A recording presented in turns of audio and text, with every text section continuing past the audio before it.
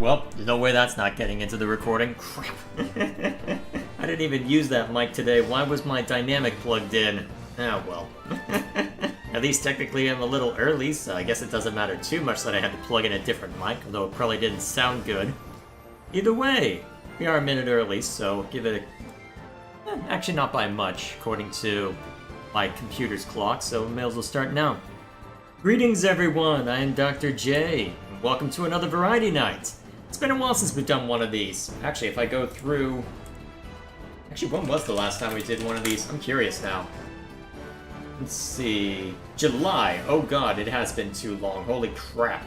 I seriously need to do these more regularly. Holy crap. Ugh. Yeah. I really do need to make a better habit of it. Thankfully, with the latest change I made to the schedule, it should be a little easier to fit these in, if only because I have more opportunities to sit down and, wow, throw a little more or less at a game, depending on what time I have available on Wednesdays, so hopefully it works out well in that regard. So with that in mind, let's go ahead and see what chat's up to, and then we'll go ahead and get on with it. Is Discord going to be open? Not tonight, Gilgamesh. I want to do this solo this time.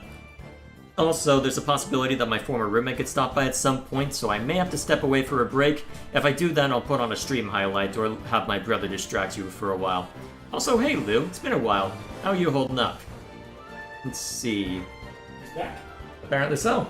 Well, in that case, Lou, Gilgamesh already sent me a friend request, which I accepted. Oh boy, you can talk about it with them later. I need to get the stream going. But if you want, you can Brother, contact I need to get the Gilgamesh stream about- going, dang it. Oh, You can talk with them!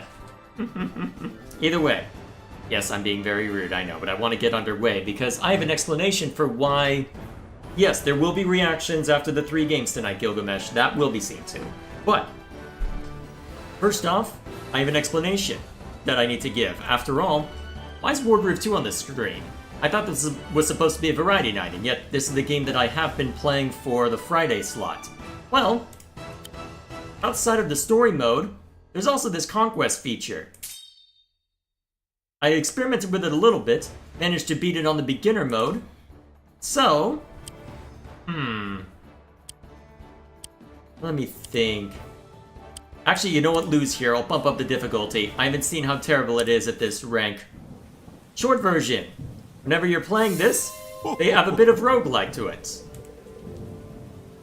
So, here's a nice bit of roguelike action to offer me some difference for, well, this is how Wargroove 2 intends to add more replayability beyond basically everything else. So, effectively saying, well, the puzzle mode was good, arcade was a bit repetitive, so what if we create this conquest mode that has roguelike elements instead? Offer a bit of variety that way. So, my thinking was, even though it's been, what? Wow, I'm blanking. Wow, it's been a long day. Even though we may not have the arcade or puzzle mode, why not see if throwing roguelike elements can improve replayability a little bit? So, let me think. You know what? I don't think I've won with Mercia yet. I did win with Dark Mercia the last time I used her. Let's try this one. Healing aura! My little bluebird. Alright, so I have to choose between one of 3 random commanders, and I also have to choose between a starting formation. I already have increased range on an archer, so let me think. Mercia has healing aura, so I don't need the mage as much. Let's go with this formation. To arms! Alrighty. Yes, I know death is permanent. That is the gimmick of this. So we'll go ahead and get through the gimmick, then I'll catch up with chat. Everyone's here? Then let Aurania's first annual Conquest Games begin. Very well. I shall see you on the battlefield.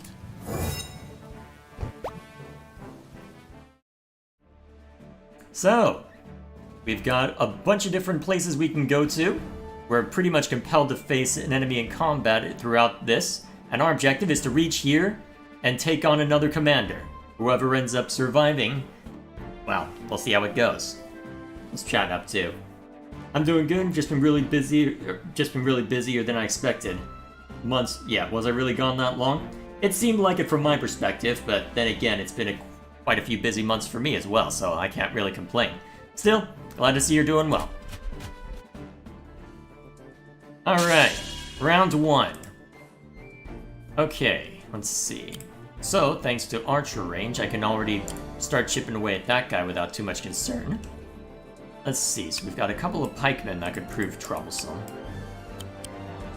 I think what makes the most sense...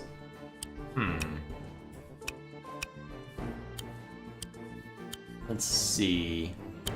May as well have the archers participate just to have some fun.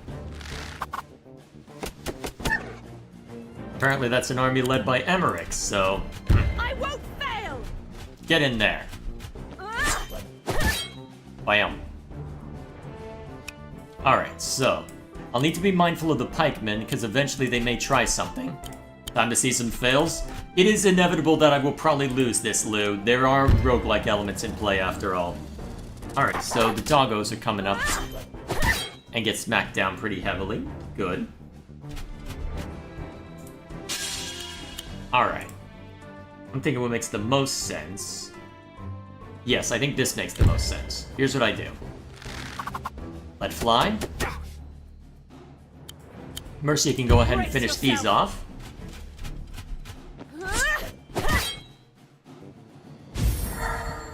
Oh hey, I got a reward from that. I'll show what that does later. Alright, go ahead and knock him down. Oh, hang on a minute, that symbol is new. I came back in the perfect time, I see. Maybe I should change up my plans for the second game then if you're here. I was debating what the second game would be. Alright, that was expected. But soldiers are more expendable, if not super expendable. Although this is the first time I'm going in without an alchemist in a while, so we'll see if that ends up working out. In theory it'll work out okay since that I've got Mercia here. There we go. Down they go. Alright, that's one battle. Now. Mystery event versus recruiting new units. Honestly, unit recruitments probably makes more sense for right now. Okay, that's actually a really annoying set of units. Okay, how powerful are these guys? Because I haven't actually seen them outside of Conquest. Okay, so they're vulnerable to most. Effective against archers. Okay, so I think what we'll do is we'll let... I can at least avoid... Actually, I may as well withdraw you. Problem is you're likely to go into a forest. You know what, here's... Well, you know what, here's what we do. I think we'll go with this formation.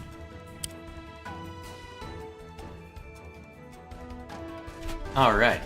So, as expected, they're not going to do too much damage, at least to start with. So that's Empress Tenri's forces. Alright, let's see how these guys attack.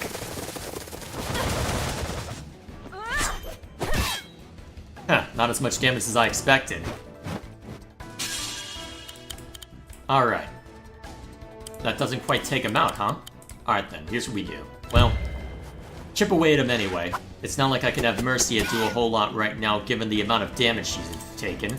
Ooh, healing aura. Nice. Okay. Lead with this. Now next question, do I have Mercia use healing aura or take out the infantry? Well, actually, yeah, I think I used healing aura just to keep my infantry alive. Alright, good.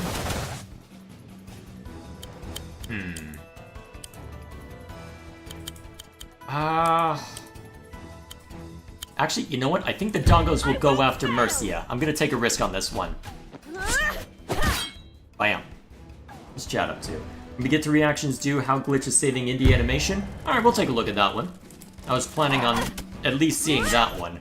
I don't know if we'll necessarily have time for that pilot episode you sent, nor would I necessarily want to impugn on that necessarily. Oh wow, that did basically no damage, what? Then again, you were already at 40%. Alright, so I guess you go over actually, you go over here, get a healing aura. None shall fall while I still stand! Healing aura! There we go. And then, not quite with the crit. I guess it doesn't really matter then. Also, that death symbol on the Bing is new. That's a nice quality of life feature. I'm glad they added that. Kill!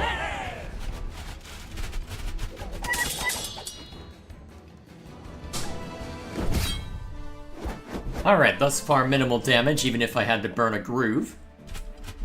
Let's see if I can make use of my funds now. Okay, so I can... I think what makes the most sense... Let's see, I have increased range for my rangers. Let's at least bring a pikeman in. That takes away my the ability to get another ranger, huh? Let's see... Well...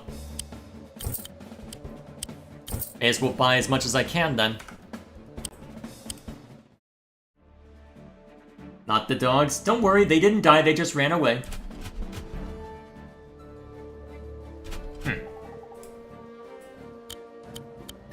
I guess it doesn't matter too much which one I choose. Probably more important to heal Mercia.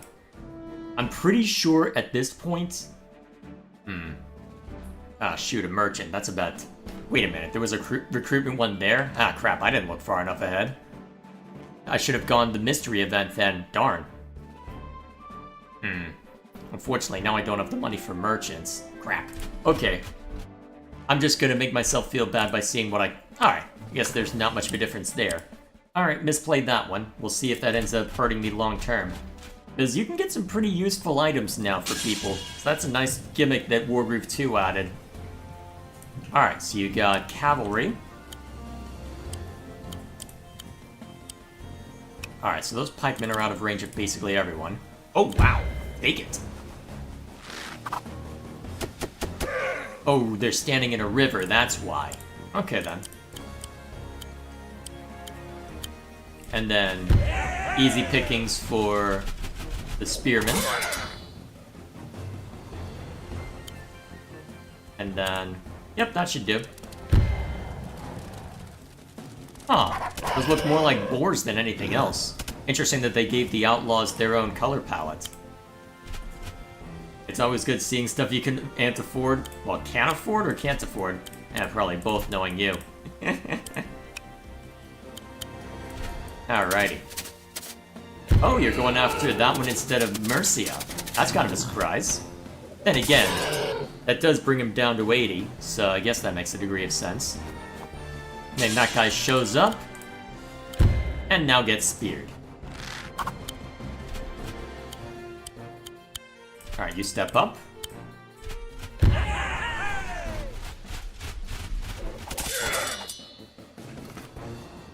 With minimal damage sustained.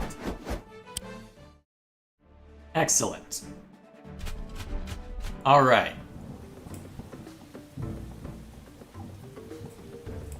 Alright, so that's a unique unit I have to deal with, and if memory serves, he's gonna keep... Yes, he's just gonna keep summoning enemies until I take him down. Let's see... Only one enemy will be able to strike first, so I may as well let Mercia take that hit. In the meantime, we bring up the pikemen. Support.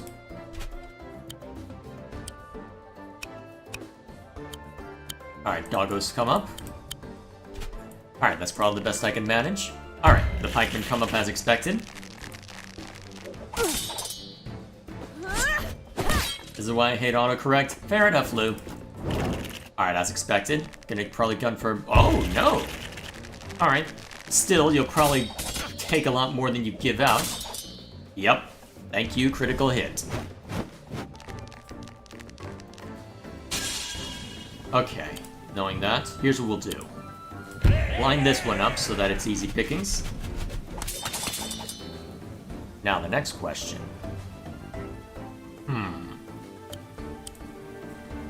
See, I can technically get... Oh, wait a minute. I don't finally have to kill that guy. What makes the most sense for my archers? Actually, if I can just straight up take that guy out, that might be the play. Because if Mercia and that guy can reach... Because I don't have to be thorough on this map, I just have to be efficient. So Mercia strikes out, lashes out. And then the archers finish him off. And we're done this round. Oh, they changed the color on the attack animation. Interesting. Excellent. Alrighty. Gain 2 soldier units immediately. I see 400 gold immediately. I think we'll go with the 2 soldiers. Alright, a couple more soldiers join the cause. Alright, a mystery event next. Let's see what kind of event. Never win the conquest games in this ring?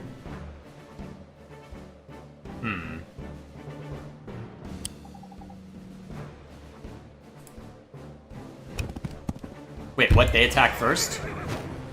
That's unfair. That's a witch, too. That's annoying. Holy crap. I did not I've never seen a circumstance where I had to fight these guys before. How much money do they have? Doesn't say. Luckily, the witch can't seriously hurt us, I don't think.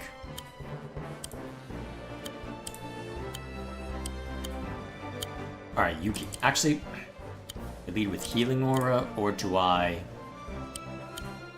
You definitely step the hell out of the way. Well, yeah, I think we healing aura. Step 1.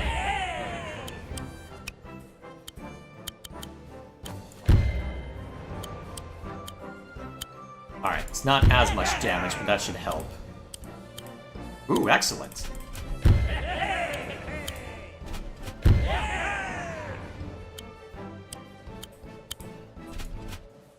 Alright, so you guys can attack with relative impunity, but I can have Mercia offset that a little bit by going over here and hitting the healing aura button. I'm here to help.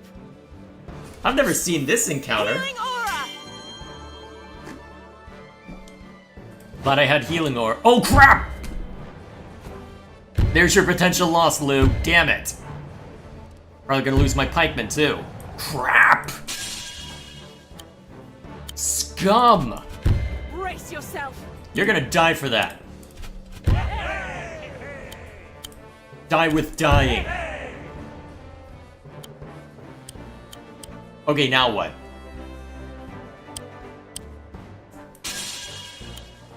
Did I soft lock this? You can't hurt me and I can't hurt you.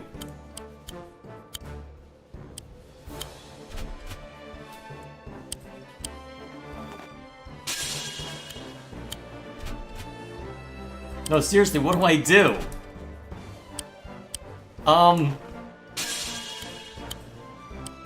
You can't hurt me and I can't hurt you. What do I do? Hang on a minute.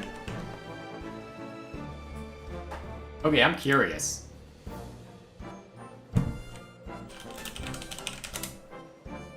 Am I soft locked?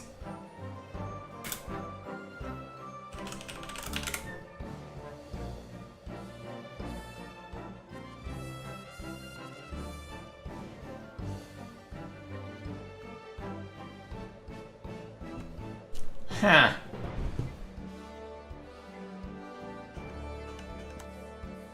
I can't win. I think I might just be done. I can't hurt it.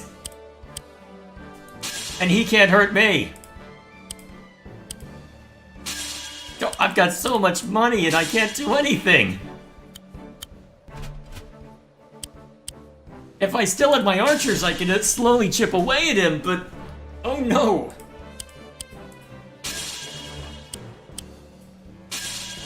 This game just might be over, boys.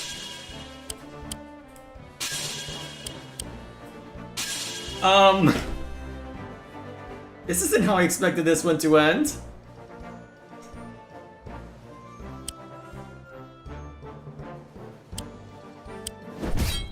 I guess it's over. Darn. That ended much sooner than I expected. Let's see, how long is the video that Gilgamesh wanted me to react to? Hang on, I'm gonna kill desktop audio real quick. 20 minutes? You know what, this may actually work out though. So, that's Conquest. I'll have to bust that out at some other point if I don't... Well, my god, I've never seen that happen before. Actually, do I at least earn the resources I got from that? Yes, I still got the shards at least. So, with those shards, I can go over here and improve my chances for to do stuff. Oh wait, that unlocks the Felheim Conquest? Okay, there's my excuse. We're trying the Felheim Conquest out. Alright, so these are the 3 I have to choose between. Ooh, that's useful. Just deal extra damage to area units. Commander deals extra damage. That's probably the most useful. Let's go with Rom. Alrighty. Aeronauts. I've never seen those. Actually, that's probably just the Harpy version. Okay. Soldier, Spearman, Mage. Actually. Well, let's see. I've got a Mage no matter what. Interesting that this seems to be focused more on aerial combat. Wonder why I have so much extra bonus funds from this. Let's find out.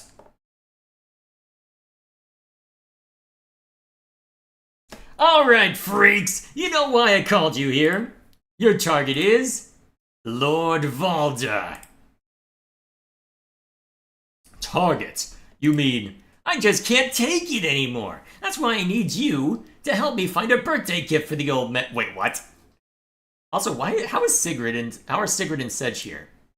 I'm bad at picking stuff out. Shut up! Anyway, get lost. I don't want to see your stupid faces again until we've got the perfect gift. Also, I needed to make sure to turn desktop body back on. My bad there.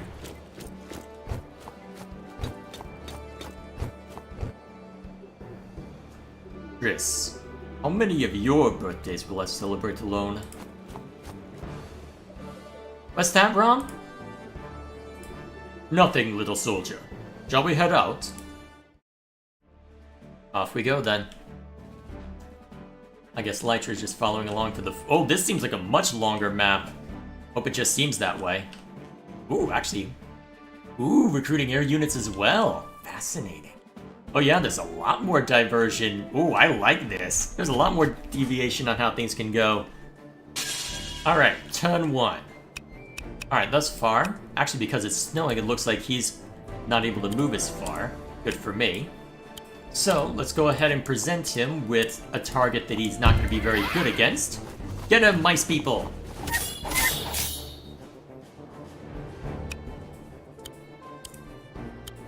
Alright. How good are you against alchemists?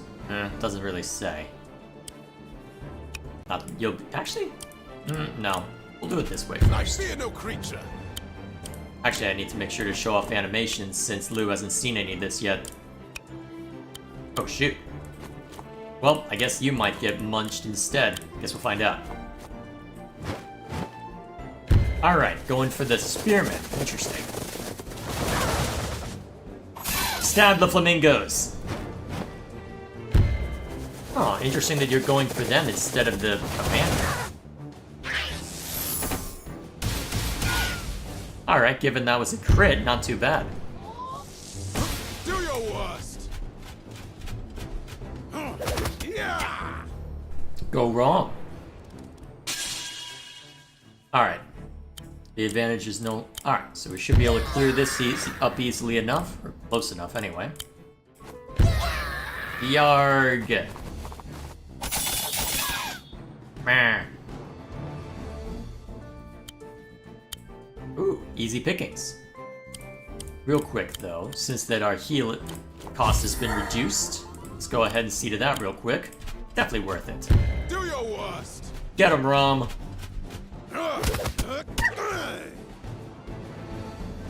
Very nice.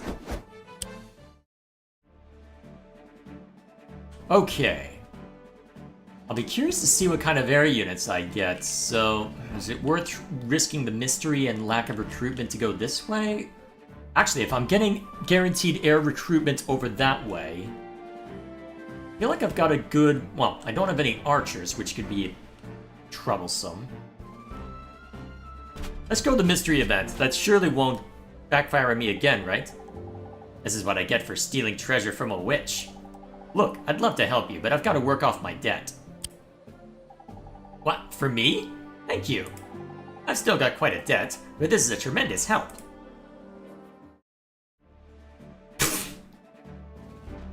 So I literally just spent gold for no reason. Unless that was basically a toll to avoid getting munched. Right, a harpy. That count as... Okay, that counts as mountain. Alright. Let's withdraw until the only thing that that you can hit... Actually, there's no withdrawing enough. Crap. Alright, in that case... Barricade.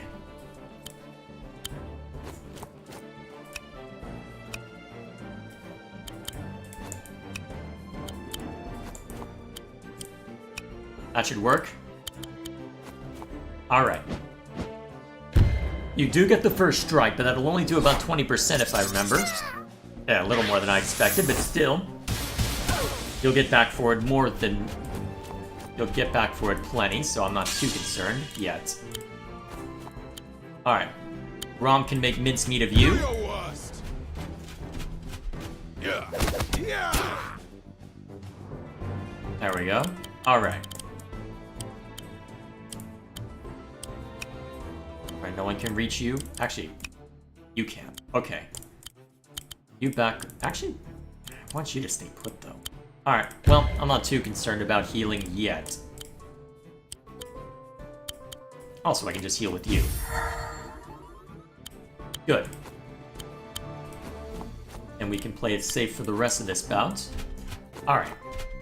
Here they come. Ooh, that's actually a clever move. I have to either back away or take an unideal position. Not a bad call, actually.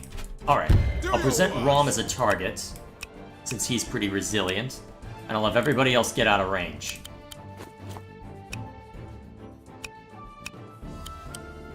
Alright, let's see what happens. Really? You're taking the... Okay. I'm not gonna complain, but I am surprised. Yeah. You should run. Oh, right, he's got his groove up. Nice. Take the unideal position. Hey, unideal position seems we're working dividends, so I will. Aha! I'm gonna run to my death. Also, I seem to be louder than usual. I'm gonna turn myself down. Alright, merchant or... I've been burned on mystery events twice tonight. Let's go merchant. I don't have much in the way of gifts, unless you're shopping for a psychopath. Unit deals crit damage when at or above 80 health. Ooh. Replaces existing crit. Interesting. Fascinating. Heavy armor. Reduces incoming damage by 50. Protects against 50% of all damage from units capable of ranged attacks. Well, these two are definitely worth. I'm not sure the Captain's Saber is necessarily worth, unless... Actually... how much money do I have? Over 1,000. Bear in mind that... Well, unless they change the gold costs on flyers, the cheapest one is 600. I will be going into a battle, so I'll be able to at least purchase an air unit, but... is that worth? At or above 80 health.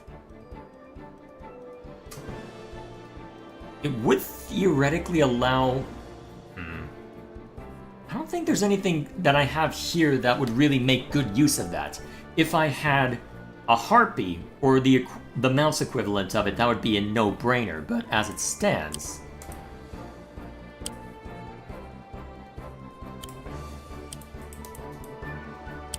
Well, for now, let's outfit one mage with this, another, well, the other with this. That should suffice for my purchases. Let's hope I don't need that crit condition. Alright, back to combat.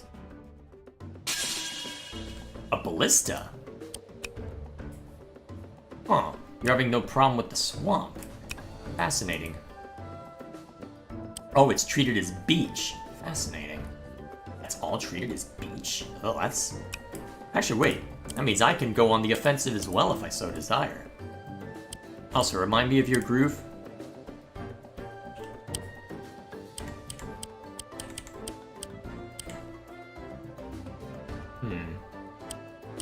+1 movement? God, that +1 movement may be worth it to munch that guy. Although, I have you attack your, well, slicer food. 36%. So we could do 36, and so we could knock that down pretty far. I think we groove. You leave me no choice.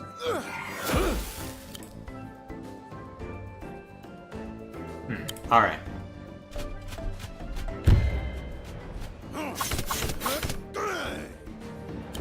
Good.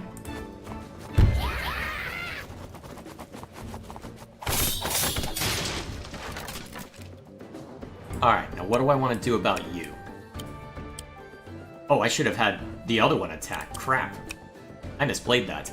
Okay, in that case.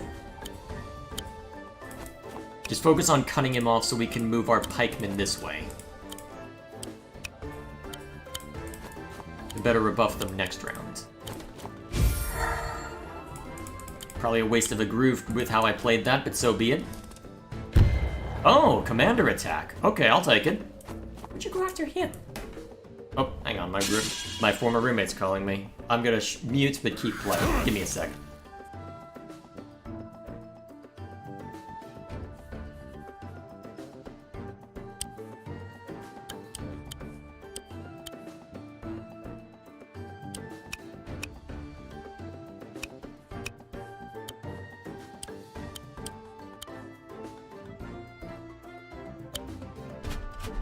I fear no creature.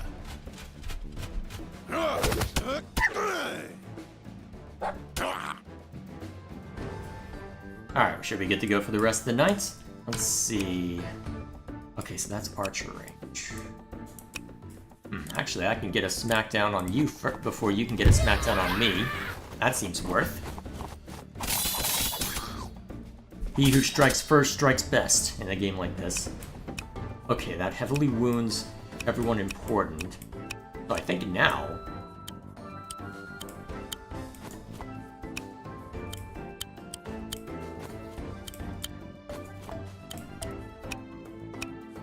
yeah, that should be fine.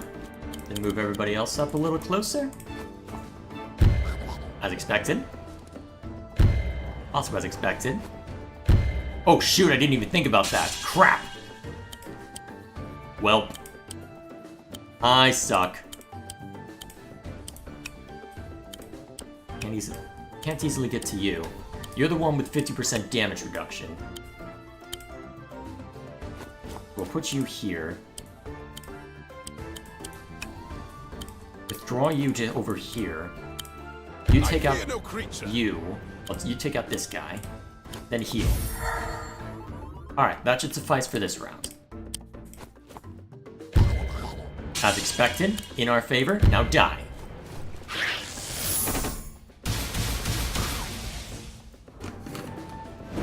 Okay. Better.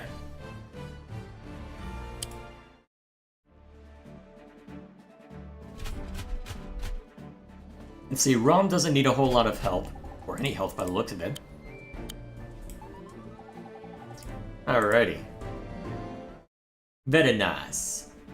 So, let's get some more air units. Well, let's get some air units, I should say. Oh, those are considered air units. Okay. Then you've got the flight engineers, which... Alright.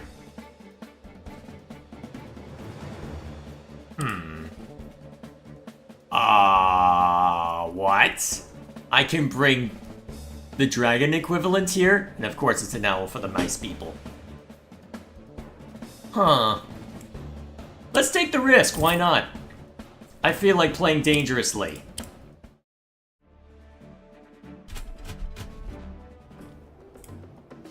Alright, who are the elites? Those two. Fenris. and Donut. Those are names. And it gains +3 movement and it has greater defense. Alright, so both of them need to go down in order to win. And that's a lot of alchemists too. Well, that's a lot of mages too, so this is unfortunate. Actually, 1, 2, 3, 4. No, that ain't worth.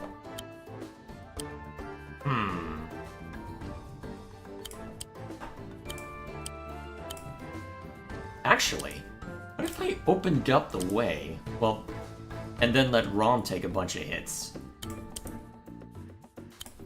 Actually, that may be worth. Actually, yeah, I think that is worth. Is it worth?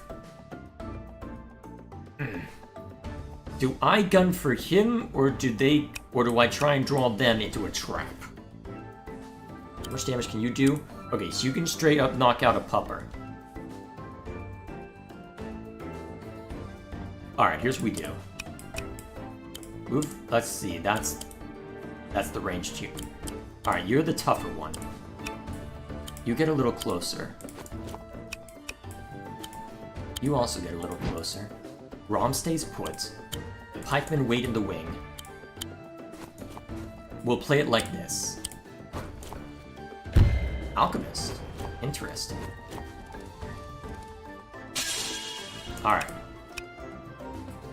Moving to 5, so I can take this out. Oh, shoot. Hang on. Oh, he's not standing on a rope. Crap. That takes away my good crit. Alright. Okay. Best case scenario then. Best case scenario.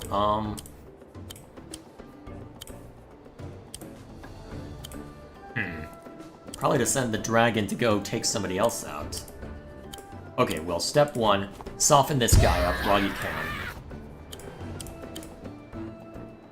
You can get a crit on that guy. Ooh. Yes, that's how we play it. You take him out, and then you soften him up even more, where he's basically irrelevant to our concerns. Alright, so... you'd be able to reach, although, actually, we'll be able to munch you this turn, so that's fine. I fear no creature. And then you go ahead and take out a pupper.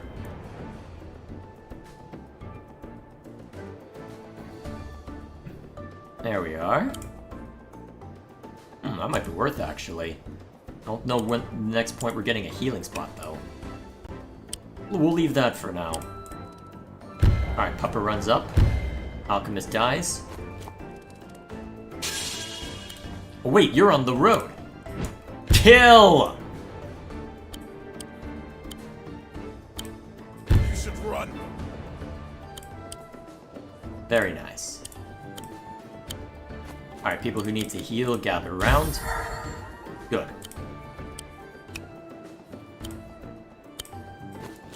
Alright, that should do.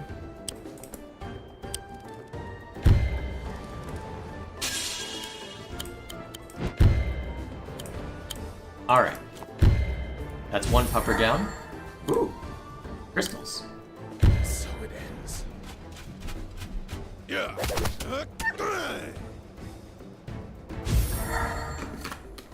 Alright, good stuff. Okay. Restore your entire army to 100. Now let's go with gold. Gold is a bit more variable. Let's chat up to. I've been playing a game recently called Spark the Electric Jester. It's like a mix of Sonic and Kirby from what I heard, and I got addicted. That sounds vaguely familiar. Let me remind myself of what that looks like.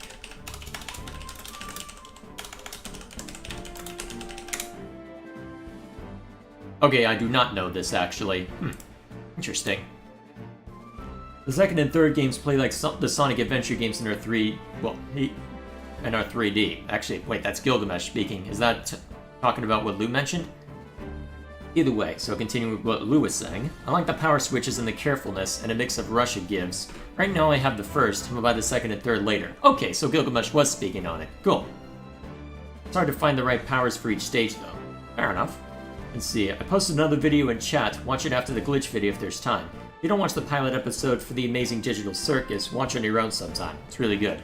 Yeah, given that it's a TV show, I'm more reticent to watch it on stream, if only on that basis, but we'll see what the rest has to say.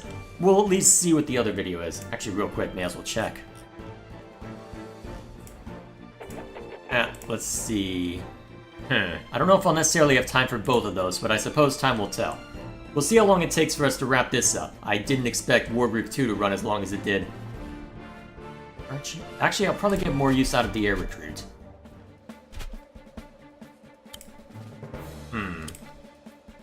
Actually, yeah, get a flight engineer and a Fairfowl.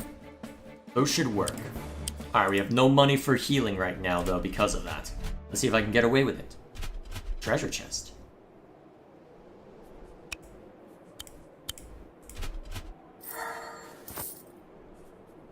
Interesting. The Captain's Saber. Actually. Critical hit when above a mountain. Crit when second air trooper is opposite to target.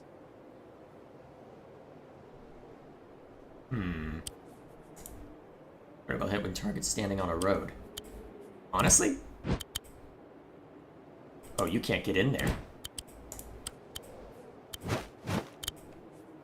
So you can use it. May as well let you take it then. It's not like your crit condition will apply anytime soon. That'll at least allow you to be... Wait, what? Only fools seek power. Wait. Why did Princess Elodie show up all of a sudden? I'm not about to be in trouble, am I? I'm probably about to be in trouble. Oh, that's not good. That's really not good. Oh no, oh, that's really not good. What do you have? Oh, your hex is improved? Oh god, that's even worse. Well, Dragon, you're gonna just go in this corner and you're going to stay there. While the big boys go and deal with everything else. Ugh. That's pain. Okay. All enemies in a 3-tile radius, so... Okay, so it's safe-ish for Rom to be there, although I don't have any healing yet. I won't for a while.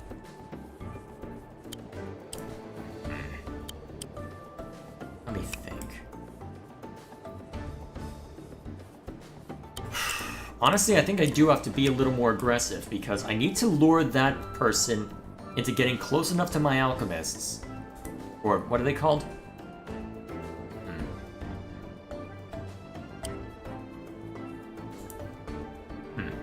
What are they called? Rabdomancer, apparently. Whatever Rab is. Or Rabdo. Okay, then. Well, we'll let this be our... We'll let this be our defended point. Actually, can you attack?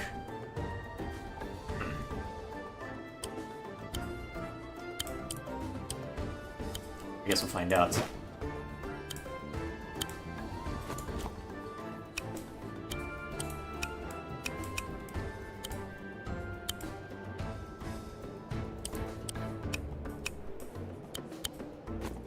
Alright, go ahead and flood in. I guess you can act as live bait. Huh. There's an extra person who could show up that I didn't expect to be able to. Darn. Okay, so that's the range you have to stay out of. So you're basically useless this fight as well. Good to know. That sucks. Alright, since Rom took a decent amount of damage, unless I want to burn Alchemist Healing or some other factor. That's not good. Here's what we'll do. You wait over here. And then you let infantry crit. Take that guy out nice and easy.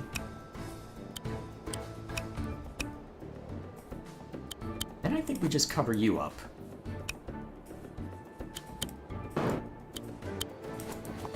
Alright, we're gonna take a bunch of damage from this no matter what. Okay. What's the damage? Oh! Damn. Oh! That sucked. Unfortunate. Okay, so I've got one healing pulse that I can offer. Alright. Plop it down there. Let's at least build up what groove we can.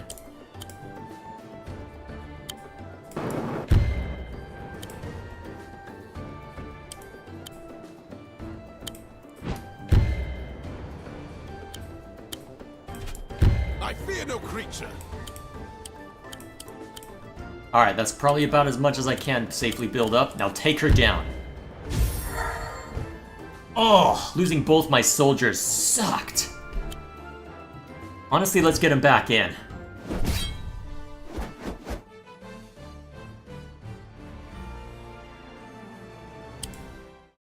Ow. That hurt.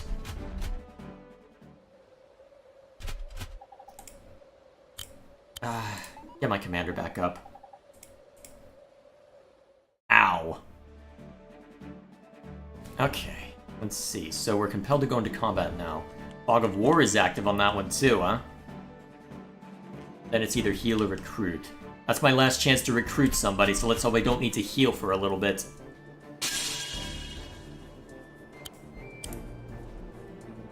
Alright, so that one's immune to... well... here's what we'll do. Actually, Rom can go up here. Ah, it doesn't get as much vision as I thought he would. Darn.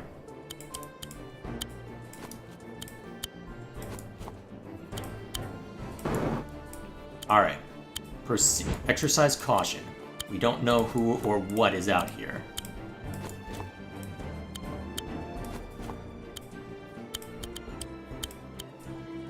Alright, hit the heal button on those. Alright, that'll have to do. Let's see what we're up against. Merfolk. Wasn't expecting that. Rom, take the risk. Do your worst. Sally forth! Is it worth risking my Dargon? Probably not.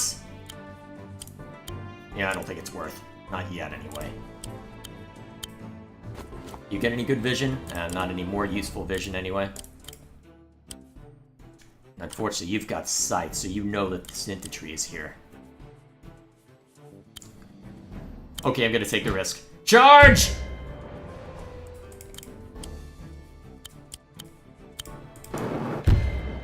I hope I don't regret that. Seriously, hope I don't regret that. Oh, this is so dangerous. I, too, like to live life dangerously.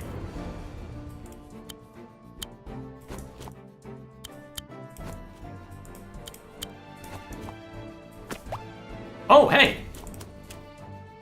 Okay, I'm hearing another merfolk. Let me think. We'll start with this.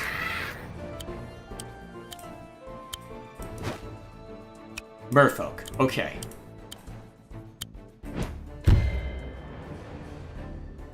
I feel like I just got away with murder. Metaphorically and literally. So there's another unit around here some... oh, no, damn it! This will not end well for you. Do I have an undo turn button? I do not. Damn it. Well, I just wasted my groove. Crap. That's actually really bad. I was gonna have that in good shape for the end of this, but apparently, well, so be it. Okay, let's get recruitment. What can I bring in? Archers, excellent. So, what makes the most sense? Honestly, just 2 archers. I think that makes the most sense. Let's go.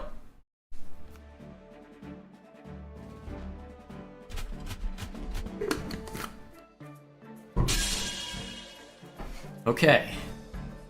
So, here's what's arrayed before us.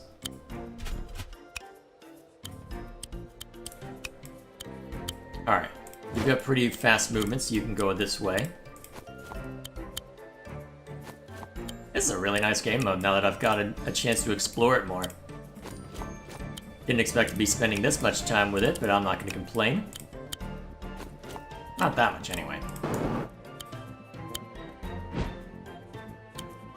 Okay, so there is a flyer we have to worry about. But I should be able to greet it in kind with my own well, either with my own forces or anti-air. Well, explicit anti-air, I should say. Alright, so the archer can fire back, and the harpy can hurt me as well. I think what we'll do then... not as effective as I thought. Let me think. That's a little more movement than I'm willing to spend. 3% damage isn't gonna influence things too much. Go ahead and lead with this. And you can get over here and knock it down the rest of the way. You should run. Alright, what are you in range of? Okay. Back it off a little bit.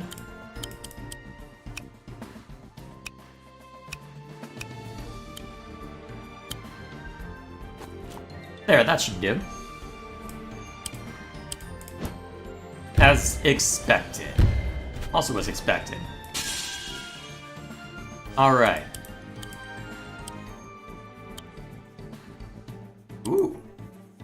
That might be worth, actually.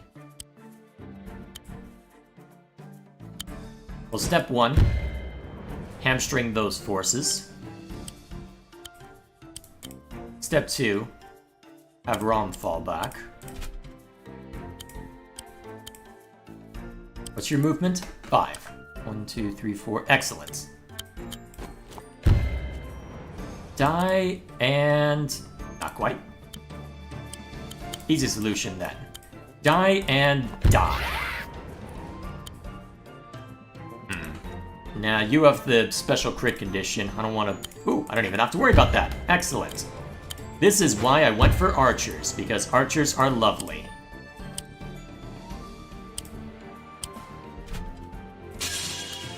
Alright, then we just bombard you, call it a day. What's chat up to?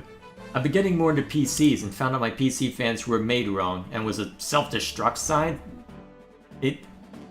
Note I didn't make it, it was bought from another person, but rip power supply.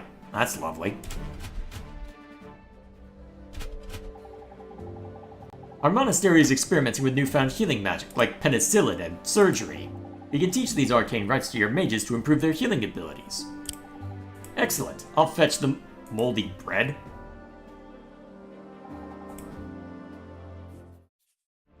Hopefully it works as advertised. That's a decent amount of money to toss around. Alright, it doubled the cost. Wonder if it actually had a tangible effect, though. Guess we'll find out. Okay, so there's the kill range I need to be mindful of.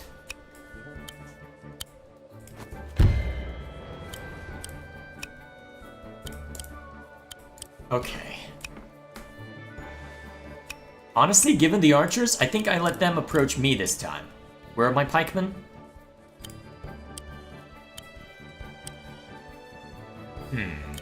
Let's see, you have the damage reduction put on. I think we'll go ahead and let you stand over here since you do have damage reduction in play.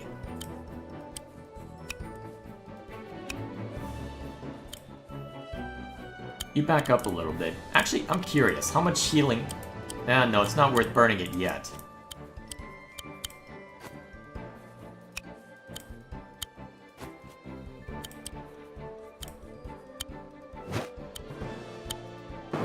That should work. Then we just have the soldiers off to the side, ready for fun. Alright, let's see how this plays out. As expected, they do very little damage though. More damage than I expected, to be fair though. Not quite enough to kill, huh? Alright, we'll make it work. Let's see, step 1. Shoot at these guys to mitigate circumstances there. That's an alchemist. Oh, actually. This gives me a good excuse to... Actually...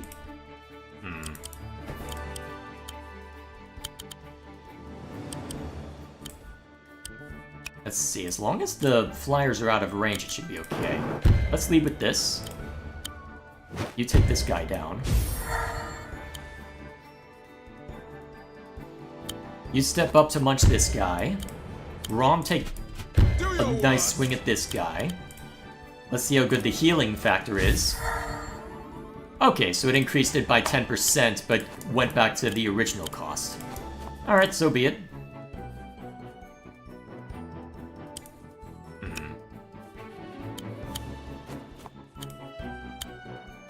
Oh shoot, I could have finished off that archer. Darn.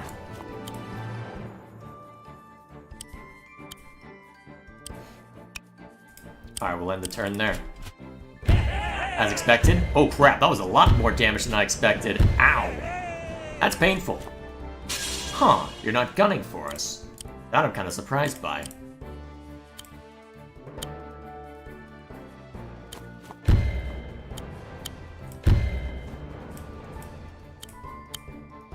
Do your worst. There we go.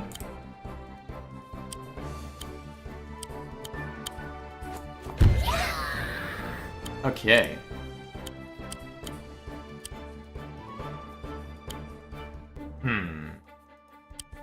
That'll straight up kill you.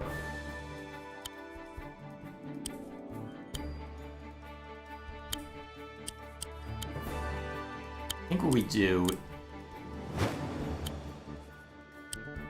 You've got the damage reduction, so slap it down here.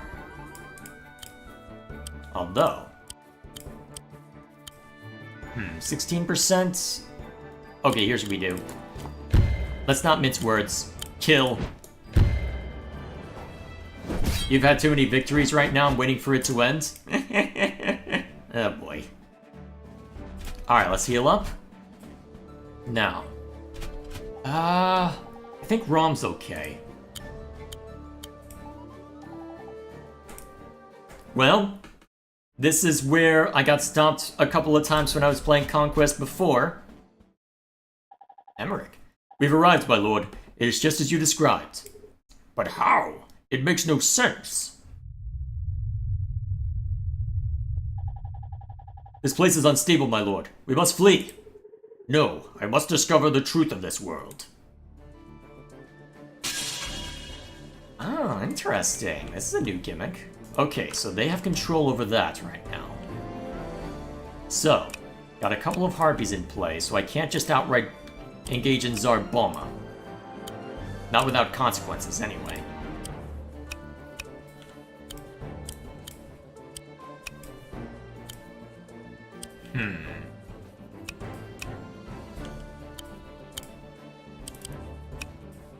Let's lead with this. Bearing in mind that we don't want to take too many risks too early. The alchemists are going to prove a serious thorn in our side for the dragon equivalent. But we knew that the moment we purchased it. We just gotta hope that we can make it work regardless.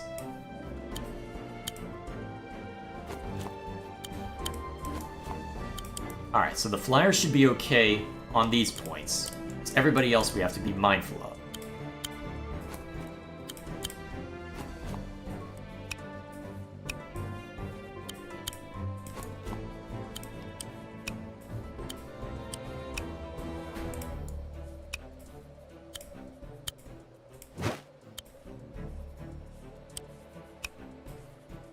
Well, it's not like you can strike at him. Bring him up as close as you can. In every case, basically. Alright. There goes that. As expected. Also as expected. Huh. Emmerich sallying forth, huh? Alright. Let's tear him up. Step 1. Oh, man. Step 2. Alright, the pikemen can't quite reach, but they can act as a decent bulwark in the meantime. If only to harangue them. Alright, I don't want to risk too much there.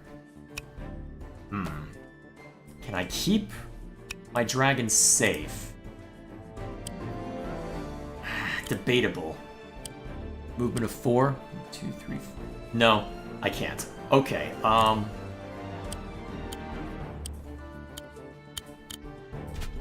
Crystal Hearts. Strength from beyond. Taking a bit of a risk doing this, but it drastically increases your defense, right?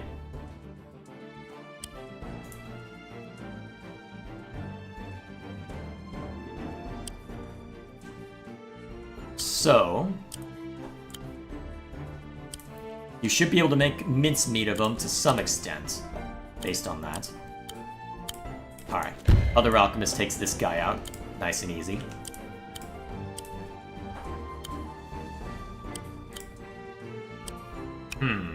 Alright, Archer can't reach, so it's these three. So, only 2 units will be able to attack you.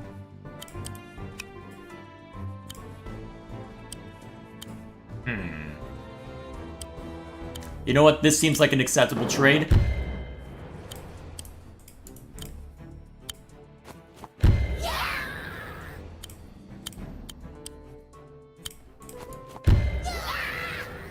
Alright, that should harangue that force enough.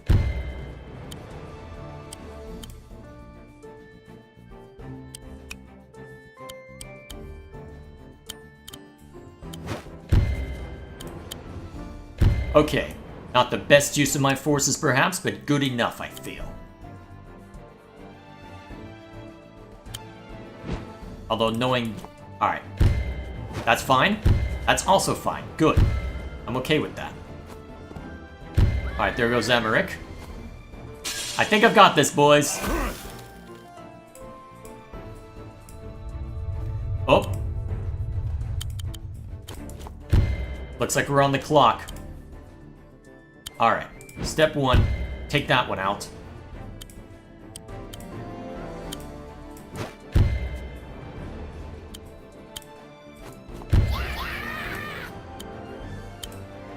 May as well harry that one into uselessness while I'm at it.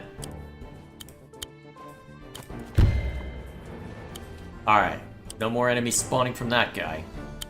Alright, start whittling down Emmerich.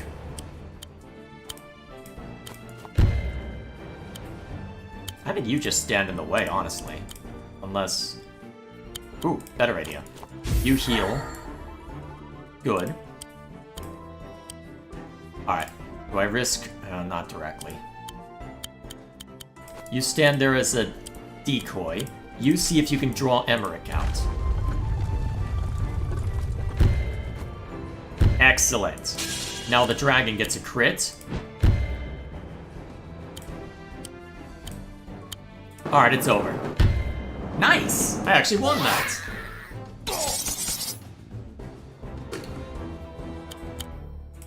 So it ends. I was foolish. Nice. You have lost. Stand down. Stay back. You'll get no closer. Crystal? Huh? Stop! Please! You... the crystal! I am your voice. I have existed long before our crystal hearts. What do you want? Protect her. You made a promise. Protect? They are all in grave danger. We must remember. Protect them. Huh. I wonder what that will have to say for itself as we go through the story. Braum, there you are. Little soldier. Is everything okay? I was lost in thought. My apologies. Oh, what were you thinking about? It is strange. I cannot remember. That's random. Alrighty, and that's the conquest mode. Let's see what I can buy off of that. Lots of good stuff by the looks of it. Each random unit will start the conquest equipped with leather armor. That's useful. Units in any recruiter for 75%. That could help. Discounts? Ooh, Sigurd as a playable commander. That could be fun.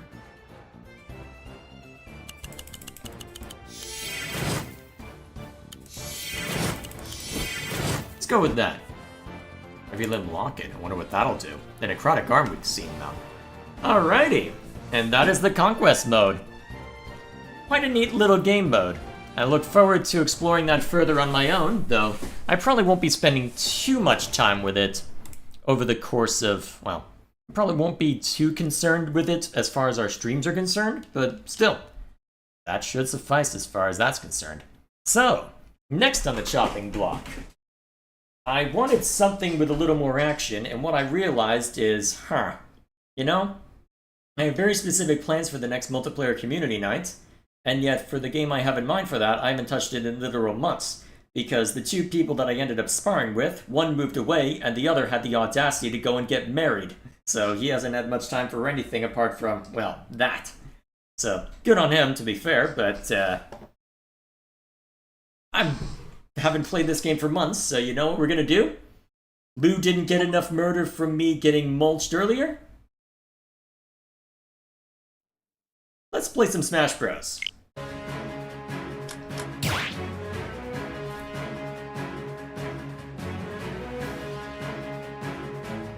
Alrighty, before we get too far, let's see, is there anything else that I missed from chat?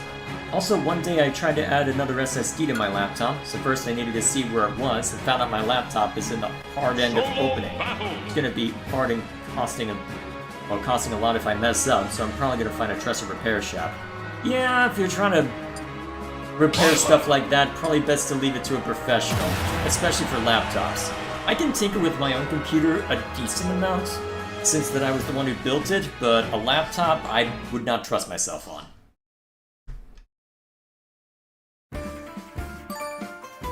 Alrighty, I just remind myself what I'm doing.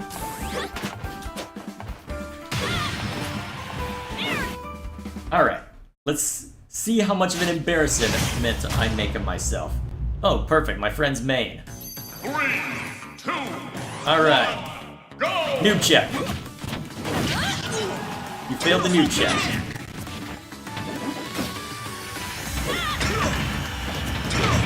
Ah, crap, you actually know how to grab.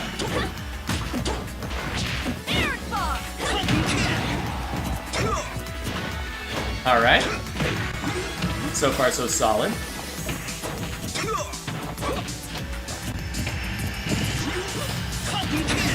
Alright, good. No. Alright, starting to come back. Good, you went for the grab like you should have. And then the funny knee, because you're a Falcon main and they know nothing else. Okay, good, you misjudged the distance, so I had a chance. Alright, it's coming back now. It has been a while, though. I can feel it. Ah, damn. Scum. Nice try, but no.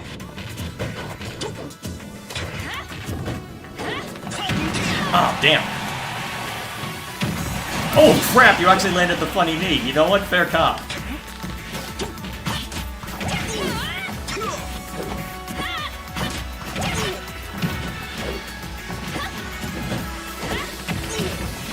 Boom! Take freaking that, you scum! Alright, evened up the board.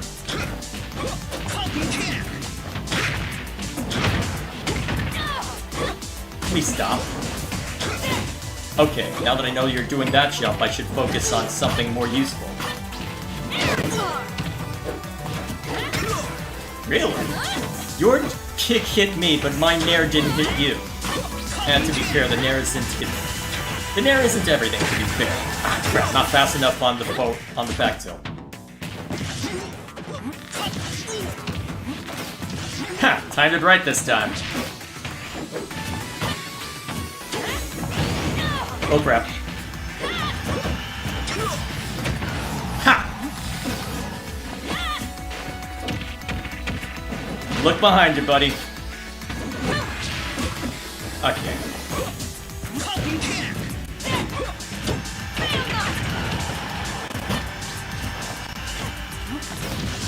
Wait, you let me do that to you? What? Ha ha! Okay, you've gotten sloppy.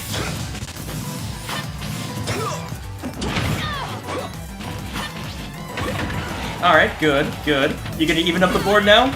As revenge? Can I at least land a hit on you before I end up getting mulched?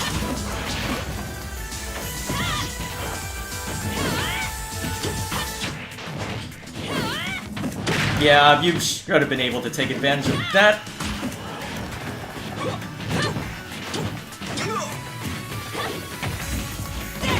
Oh, nice! Yeah, he's starting to mess up the distances. I'm getting away with far more than I should be able to. Wow, that didn't kill me? Kinda surprised at that. Is that move already staling? You haven't been using it much. Also, now that I know you keep doing that jump, why don't I go for a fair? I should be going for an up smash. Well, forward smash, anyway.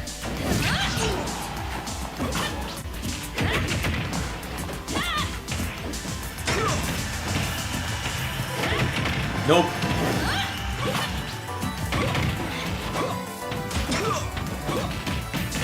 Okay, good flurry. You're still very much in this. I can't underestimate you. Falcons have an uncanny ability of throwing out a bunch of damage all of a sudden. Goodbye! Not quite. Okay, stop trying to go for a down air. They don't work. I'm surprised he didn't go for a grab. That probably would have worked better than whatever he had in mind. Ah, damn.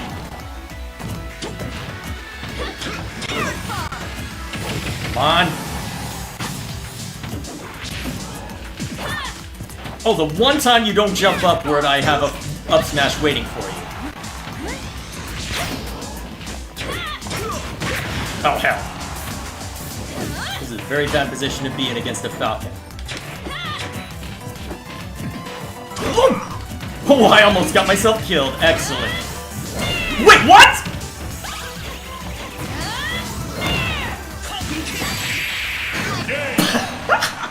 That was the most disrespectful way to kill him. I didn't even mean to kill him like that.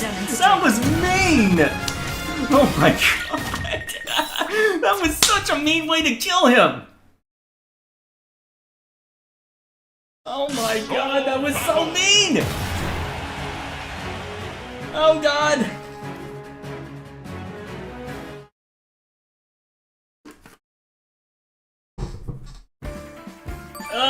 Okay. Oh, you want to join in on the fun? Let me go a couple rounds before I join any viewer lobby. Okay. Let me get another warm-up game in, and then I'll be... Well, get another warm-up game or two in, then we'll move on. Well... Alright, so you are playing Daisy. You are very much annoying. Okay, you are not zero to deathing me, please. I say as I let myself take all the damage. Wow, what the hell am I doing?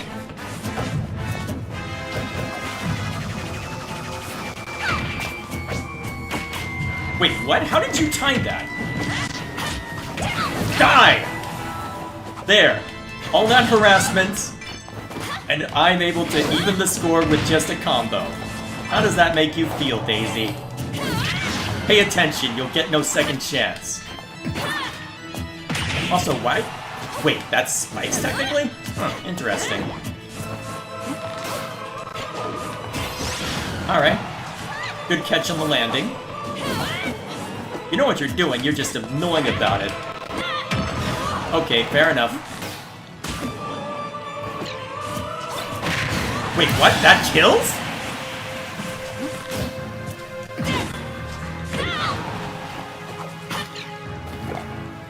Okay, that's just silly.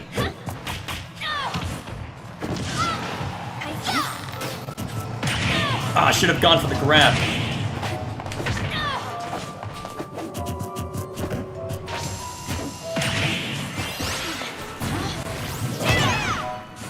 We both missed it. Okay, now I'm just being silly.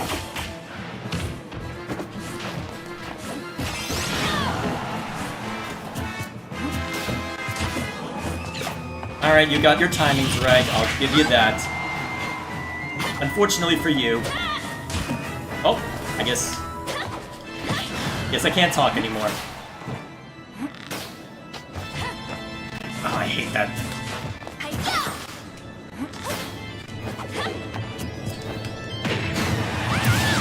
Where'd you go?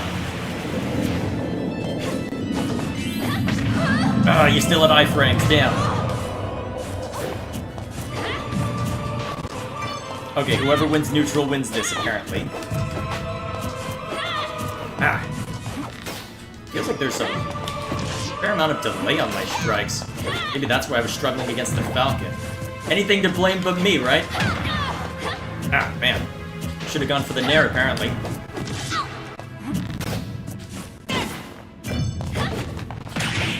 Wow. Good job navigating around my Nair. That's a tough challenge. That's a tough task. Alright, gotta change up what I do in order to throw him off.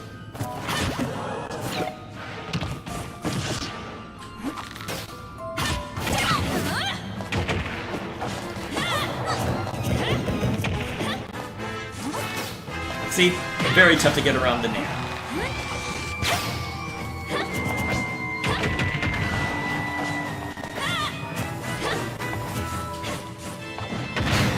That kills? Eh, to be fair, I was at 160 or something ridiculous. I've never seen a Daisy do that before. I don't know if that was intentional, but if it was, well played. Ah, should have up smashed. Yeah, I'm not winning this one. Not how I'm playing. Oh crap! You actually landed the counter! Huh. I thought I was the only one allowed to land counters. Damn it! No! I'm not gonna die that easily.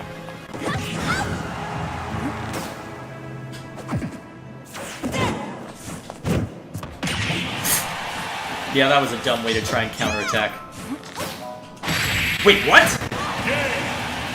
You know what? Fair enough.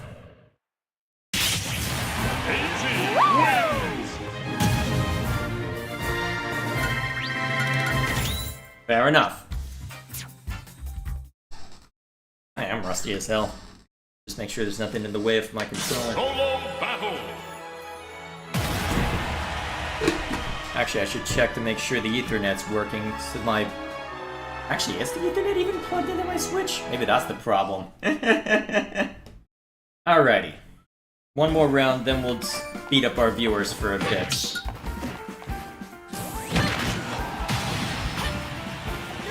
There'll be a proper community night for this, but the plan there is effectively to just create a... Oh, great, up against you again. 3, 2, Well, here we go.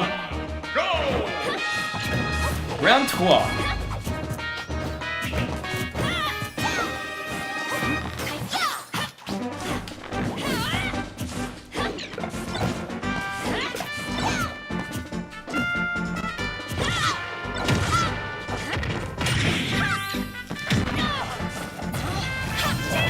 Oh, that almost hit you too! I almost got the funny axe. Excellent. I may not win the war, but I did win the battle. Or earn the moral victory. Well, maybe I earned the moral victory, depending on how you want to look at it.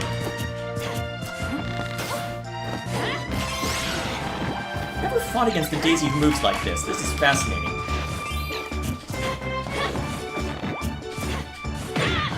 Oh-ho! Wait, what? I got away with that?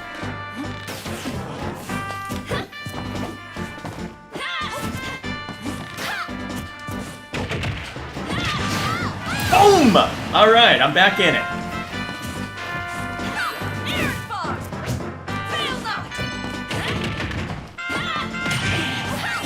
Oh, you're trying to... Alright, trying to schmitz me. And it's working.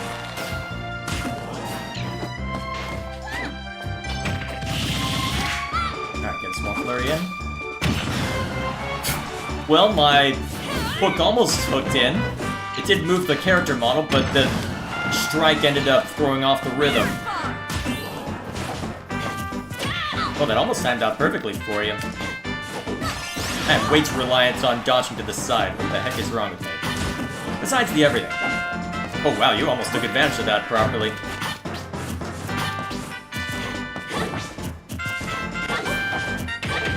There we are. That's how I'm supposed to jump. Oh, that almost was perfect. If I had done a... If I had just back tilted like that. Oh man, that is a kill throw? Okay. Good to know. I don't know anyone in my personal life that plays Daisy, so I don't know if I'll ever need this knowledge, but good to know, I suppose.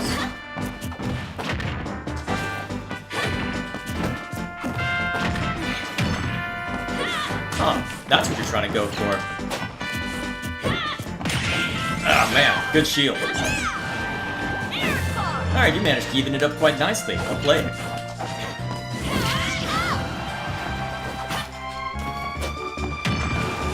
Oh. Loadiness throws me off every time.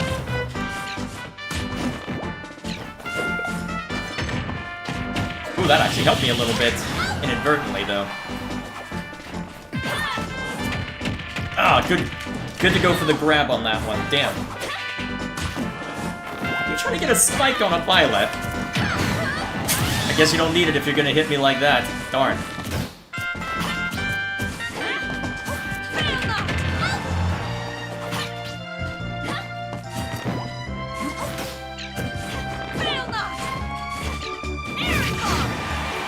Oh man, that almost worked too. Oh man, oh come on! Finally! Am I gonna win? Probably not. But I feel better having given you your, well, having made you work for it a little harder this time. Am I being too loud, Elder Statesman? Too bad. You're the one who decided to come in here. You're being awfully friendly tonight. Oh, and he's in my lap. Well, I'm dead. Yeah, Elder Statesman? Do you have any scintillating commentary on this match? I'm surprised there wasn't a counter in there. Felt like it would be the perfect timing one, too.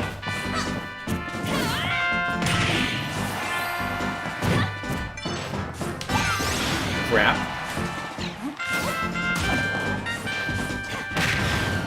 Crap.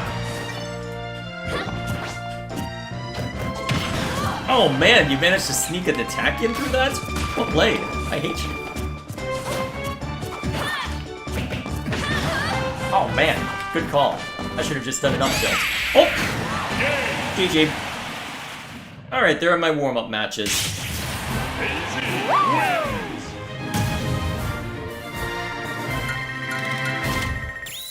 Alrighty then. That'll be it. Alrighty. Solo battle. Let's see. Now I just need to see to this Now I just need to see to this lobby that Gilgamesh claims to have made. Okay. Do I want to jump into a Discord call on this one? Actually, I'm set up for it. Probably won't do it for the reaction part. Let me just take care of that real quick in handheld mode so that you don't have to worry about that being seen by the stream.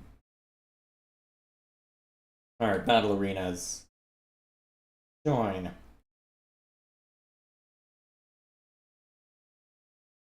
There we are.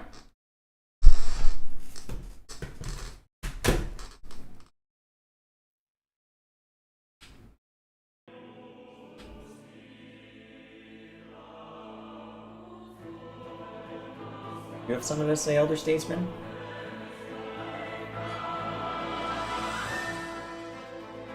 Alright. I think I'll stick. You know what? Let's make this hilarious. I'm going random. Choose your fighter. You want Elder Statesman? Hang on, I need to go ask my brother why he let the Statesman in. Come on, ow! No claws. Alright, you're going out. Be right back. I hope I didn't break my speaker.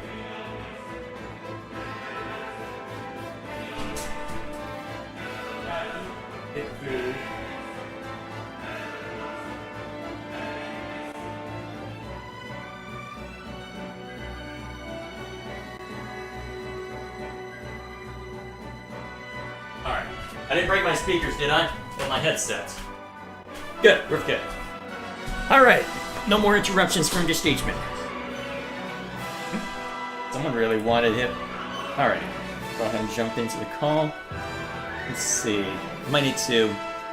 Give me a second to adjust desktop audio real quick. Okay, so I need to knock down there. Bring desktop audio back up.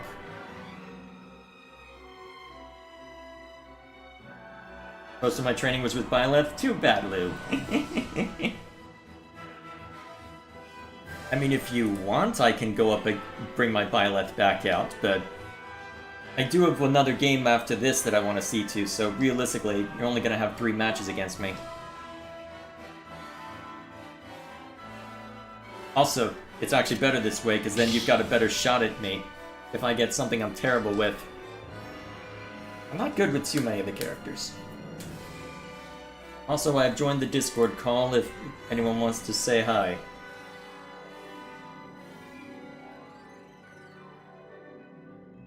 Gilgamesh isn't around right now. Either way, how's everyone's night going?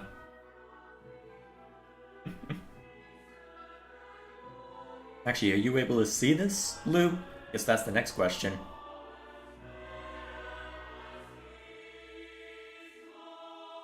Alrighty. I think of what else I need to worry about. I can't hear you in it? You're showing up as deafened for me, Gilgamesh. I don't know if I can undeafen you, though.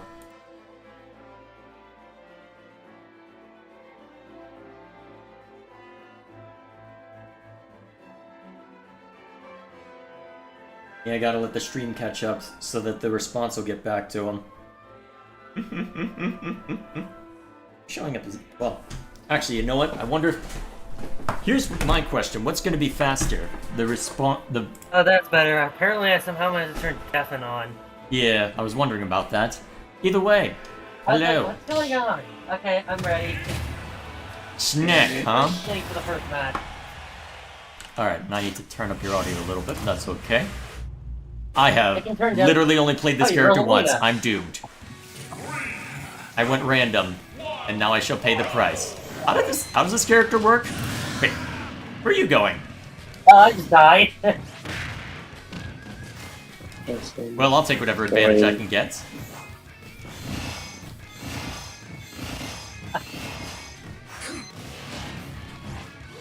How does this character work? Alright, I that's... just blew myself up. It's saying no I haven't units played this game found. in, like, a long time. Okay, Where there we goes seen my no units Luma. found. I have no idea what I'm doing. Stronger- This is glorious. Alright, that is indeed a snake. You can hear me, guys, right? Yes, I can hear you. Alright. I can hear you. I'm trying to I'm using the remember... air vault to speed. Oh, and I managed to deafen Mike himself. Okay, Oh, so by the that's way, how I throw Zeke, Luma That out. Morag line is awesome, Zeke. I hope you die in a fire, Zeke. Yeah, I love that line.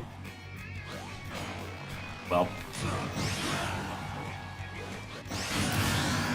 Although I've made the mistake of looking at a bunch of Xenoblade memes, there's a lot of silliness. You guys really like the Shulk scream, don't you? Yes. Although I'm more though Rex Scream is also pretty funny. The what? Rex Scream, the one he does in Chapter 1. I don't think I've heard that one as much. it was somewhat memed as bad voice acting. I can understand that. It's bad, but honestly, Rex's VA really is good at the more somber scenes. He's not as good at the screaming. Yeah. That's fair. And like a lot the VA the voice the acting in the later parts of the game is better than the earlier parts. Oh shoot, I just they killed did it in myself. order. That's what that Hey, button box. does. Did somebody say box? Like getting boxed in to a corner?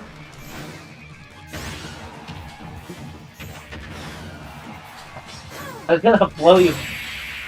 There we go. I think I killed myself. Yeah. Those holding on at Roma I'll be I rich. haven't used Snake in like God knows how long. Well, I've almost never used Rosalina, so it should have balanced out a little bit. Although then again, I did just have my warm-up matches. Just to remind me The what... code is Yeah, and I'm 3939, right? free out of practice. Yep.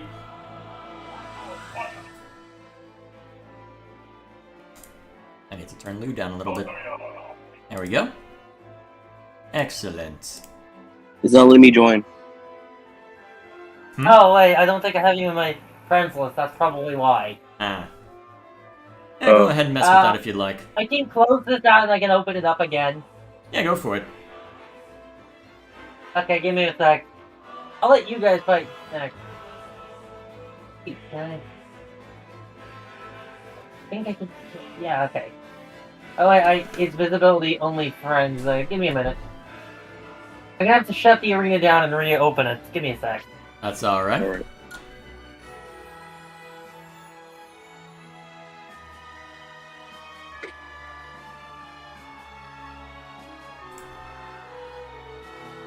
Let's see. There we are. Name of the arena is now www. Alright, okay. It's just a W. There's a lot of W's. Alright, I'm gonna let What? you go in next since I'm gonna let him go in next and we'll rotate around. Alrighty. Why are you using my Joy-Con still? Oh boy, do I need to hit my desktop audio real quick? I think that's fair.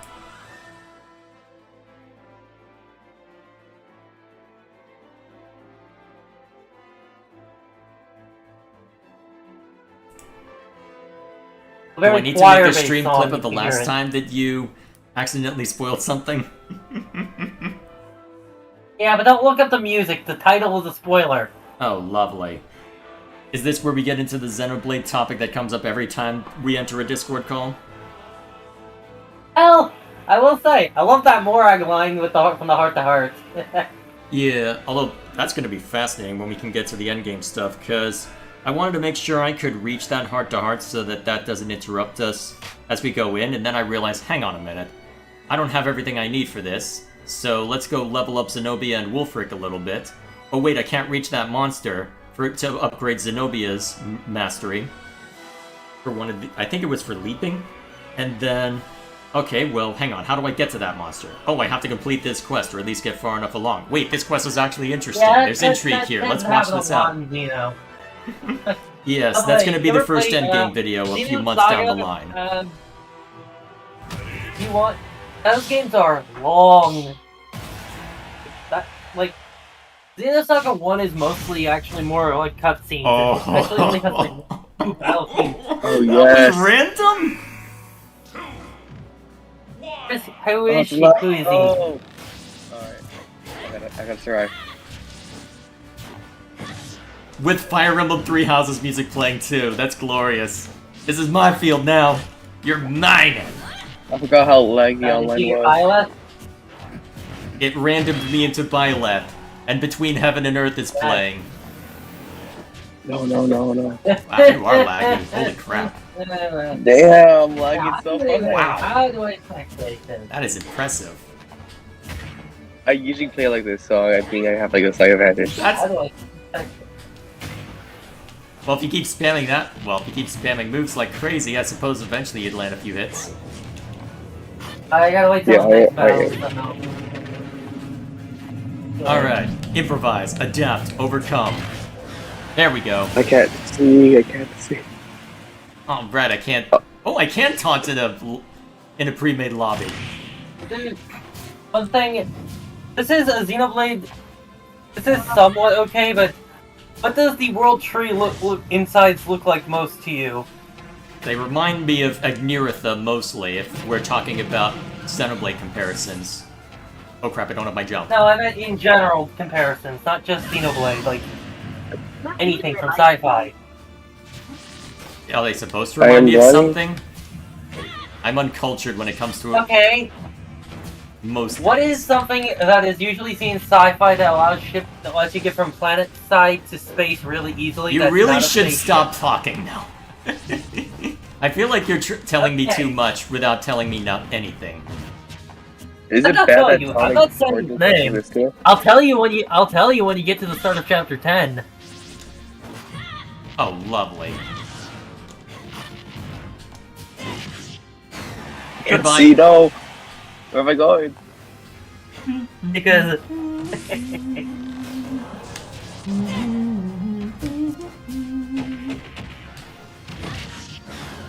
It's a lot easier to set up combos when you've got more time for them.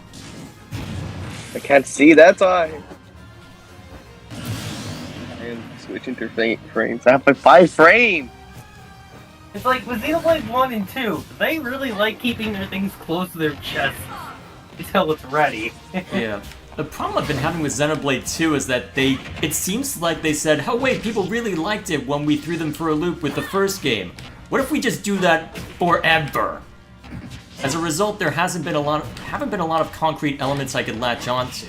Though it might be because I'm only playing it weekly and I'm focusing almost exclusively on the story, so a lot of the intrigue I ran into with the side quest I played to get to that heart-to-heart, I'm wondering if it just seems like it's throwing us for a loop constantly just because I'm not exploring as much as they expected me to. Oh, I almost got the funny Well, the axe. big twist is still yet to come. Oh, lovely. Hey, Well, to the be final fair, they twist kept of this- Xenoblade 1 was right at the end. Yes, but they had a relatively straightforward plot and set up that Zanza wasn't exactly friendly to everyone beforehand. But There you was- almost know, you practically... Yeah, Eh, I feel Complicated like doesn't enough always mean info, better. you I'll be have curious to almost see how it enough ends. info to figure out everything about the main game except for the backstory of the world. that didn't kill? Hang on. Goodbye.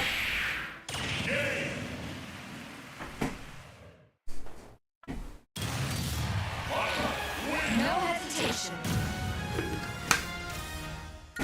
There we I go. like Zeke. He's goofy, but I also think that's part of his charm. I'll be very curious to see what happens when Indal becomes a more direct threat to us. Let me put it that way. So can I do the next? Can I fight Lulu? Yeah, if you want to fight him, be my guest. Fight for my amusement! Kazuya Mishima.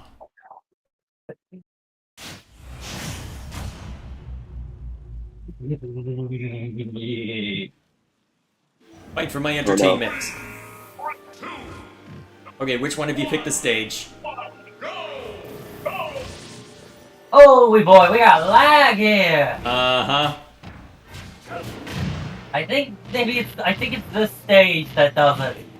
No, it was lacking in the prior game. I think it's just loose connection. Oh, okay, that explains it, 'cause it wasn't lagging for me and you. Yeah. Who has matched through the art of the lag switch, clearly.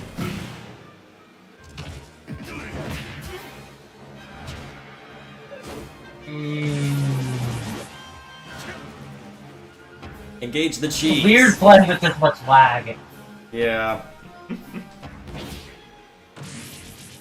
It's like it becomes a different game. All the timings are off.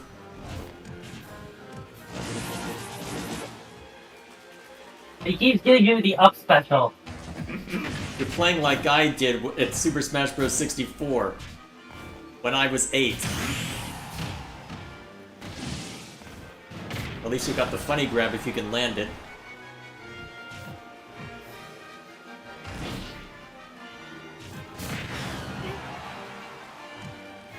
He thought that. Oh, you've got your chance now. That didn't kill? Oh, hey, it cleared up. Oh, now I did. Huh, I wonder what the difference was. It wasn't my connection, was it? Whoa, I've never seen that. That's a kill. I've never seen that freeze frame from Kazuya. Then again, I don't watch competitive Smash a whole lot. No, my powers, where did they go? My powers have doubled since last we met. I'm not taking it a try? I was betting on the lag. I was running 5 frames per Yo, second. my That's how God. Is it bad that if my Switch play, like, you know, Yeah, runs that's 5 combo. frames? I'm staying on the ground. My internet got good? No. Wait, who died and made you Little Mac?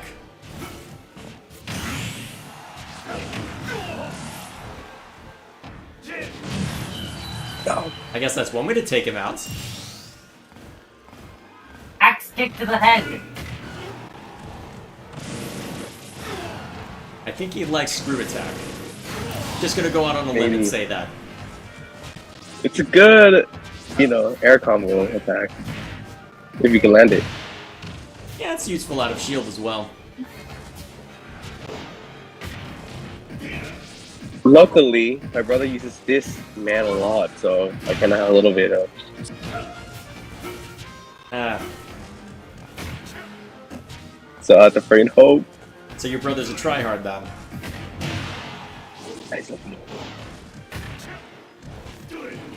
What? That was easy. No, that was good. That was hard. You didn't even I have had lag to blame killed for that one. myself. Jay, I call a rematch. My internet's good now. Very well. No rematches.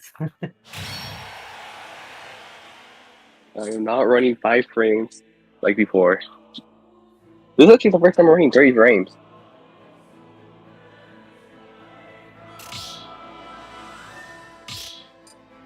Changing my character and also changing stages. Alright, let's see who I random into this time. No pilot. Come on. Oh, come on, no. I say I Pirate can Death actually Round, do yeah. okay with Richter. Kirby. Hitman. Spammable versus spammable. You No. guys get. Hey, Go. that landed. Take this. All footstools are intentional. God.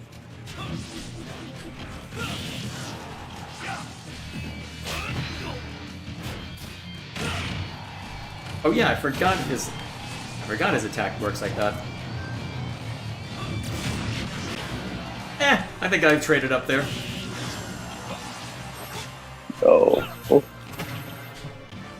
Oh yeah, then I'm not playing Violet, right? Okay, let's go this. God. Come on.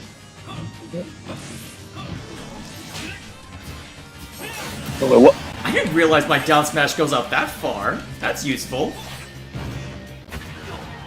Hey, By the way, have you seen Castlevania Nocturne yet? I have not. I've not heard good things from people I trust, though. The fact this is not even my main. I just want some practice on Samus. Honestly, I don't think it's terrible, but then again, I didn't really think much of the original Castlevania series. Should have tried using a tether grab. That I'm not so good at with Funny. Richter. Funny fact, Pilot is my main. And you're using the same color hair I always use. I want that one. So I'll be using next Take time. this. Have you seen the Take- rest of Ahsoka yet? I have. I thought it was okay. I was very upset by the end. What upset you the most? Oh no, no. How the hell did Ezra get away? He's done this before!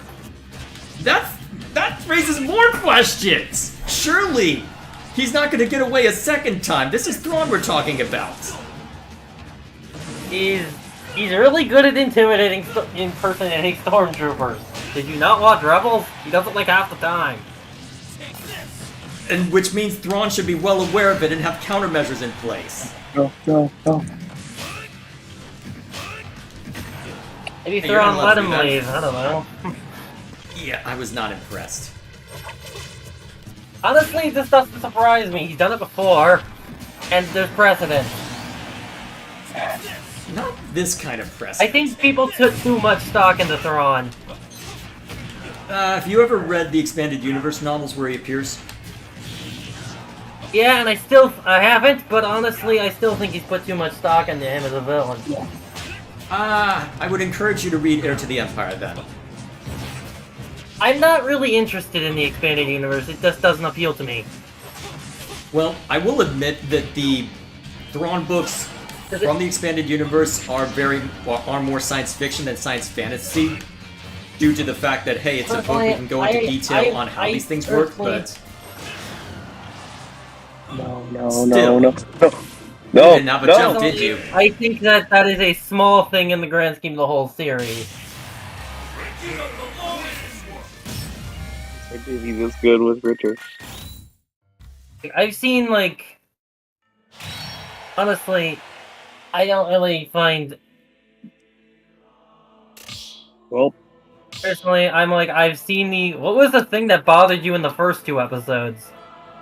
The entire it the series lightsaber would have stab? been over if Ahsoka had just gone after Sabine and said, hang on, I told you not to take this off of this ship. Why did you do that? We're putting it back on the ship. If she had done that, it would not have gotten in the apprentice's hands. None of this series would have happened.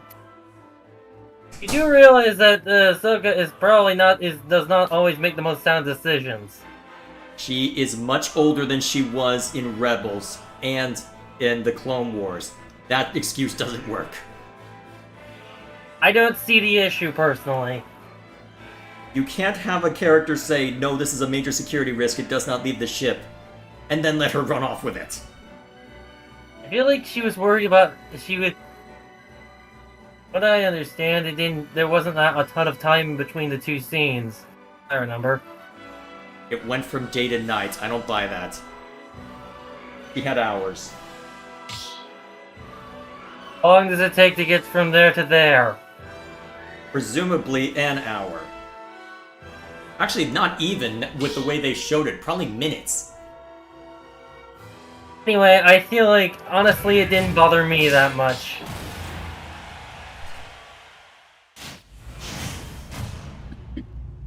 Trust me, Luigi? I usually don't get bothered by plot conveniences, I just kind of accept them because, to be honest, I honestly have seen so much I don't really care anymore. When was the last time I played as Luigi? Anyway. Yeah, but my feeling is, if you can avoid having them and still have a good story, why not? Why not just avoid them?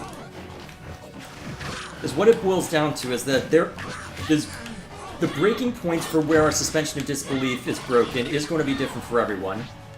But it's going to happen a lot less for a lot less people, the less mistakes there are. And that's why I feel that it's good to encourage that, hey, we want our stories to be as well written as possible. And Anyway. plot conveniences like that are not good writing, unfortunately.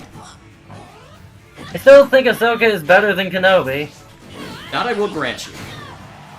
Because at least it's not ruining that... Well, Ahsoka is an important character, but it's... Well, it is better than Kenobi, I will grant you. Yeah, Kenobi does far more damage. Letting Obi-Wan... Well, having Vader dead to rights to Obi-Wan and then walking away, no. You just ruined everything. Personally, I feel like Vader and Obi-Wan should not have seen each other since Mustafar. Exactly. When they It should have been a localized story. And it felt like they wanted to do that episode Ahsoka versus Maul, Ahsoka versus Vader, but with Obi-Wan. That's what it felt like. Honestly, it would have been felt more, like they wanted to more redo sensible that. to contact Ahsoka instead of Kenobi to rescue Leia if you did want to go down that route. Yeah, maybe they couldn't because they had plans for Ahsoka during that period. Well, that's the But she's problem. still doing Kenobi it should have been a anyway. localized show. Nope, you're not getting the funny hacks on me. Not that easily.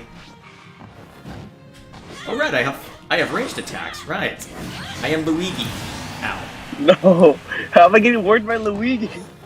I don't even play You Luigi. think you should Then watch again, I also Stargate. know Byleth's everything. I feel so. like you should watch Stargate at some point. I don't even know Luigi's attacks. No one has played with Yes, him. Because I see Luigi all the time. Well, saw Luigi all the time when I went online, especially when people were trying to get the funny grab kill. Or I think the funny kill with him is the one where they're on the ledge and you manage to and do the taunt. Yeah. Well, that's one of the funny That kills. was- The other one is the 0 to death from a grab. Yeah. No. Well, there is wobbling in Where'd you Melee go? with Ice Climber. Okay, I deserve that. Have you watched Stargate? specifically SG-1 in Atlantis? I think I've seen bits and pieces when a friend was watching it, but I haven't seen much more than that. Hey, you're not allowed to do that. They are really good. They are really good series. It's technically a sequel to the Roman Emmerich film, though the film and TV show don't line up perfectly. Because, well, one in the film, Jack O'Neill is spelled with only one L and is played by Russell T. Dick and is played by Kill? No. Kurt Russell, and he's played by. GG. Well, I don't remember. Jack O'Neill is spelled with two L's in the series, and is played by the guy who played MacGyver. Basically, a version of the film occurred in the TV series version, but not exactly as it's shown in the films. Fair enough. Gilgamesh, do you want to go a couple rounds before we move to the next game? More a thing of changing a thing from film to television. Something's got changed. Oh, I actually know this character. You're in trouble. I sometimes play out Steve as a joke just to bother my friends. You're in trouble. You can't spam that mindlessly.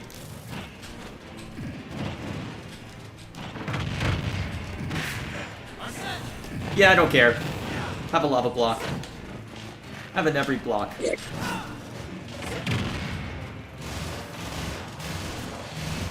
Bro. I'm still wondering how I got beat by Luigi. Yeah, I remember Joker used to be everywhere, but I don't really know if we see him anymore.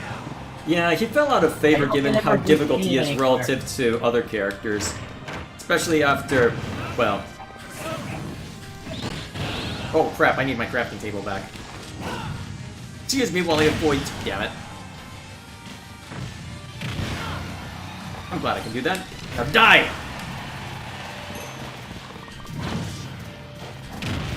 Ah, shoot, I forgot how annoying that is.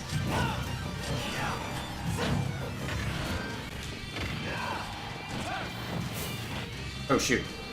Hit the earth. Hit the deck. I'm trying to remember how to control this character, and I'm coming up blank. Goodbye! Alright, you had iframes. Damn. Oh, did I lose Damn it. Luigi? Alright. I knifed you in the back! Okay, if you're just gonna do that, I'm gonna punish you for it. Wait, what am I doing? I must go, my people need me. That only works if you go straight up. In my opinion, that line only works if you're doing it straight up. If you're going straight up. I don't care, it's still funny. Don't get grabbed. And then you duck. I already evened it up. I'm good now. Alright, I deserve that. For his neutral special, he wields a gun. Are you laying on the ground? Did that oh, good, it did still. It still created. Excellent. Alright, now I just need to walk my Joker. Excuse me while I walk my Joker.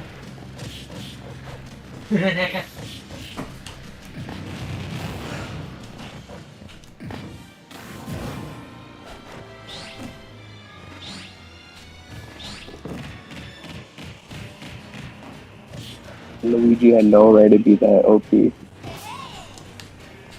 Oh, hi, Sothis.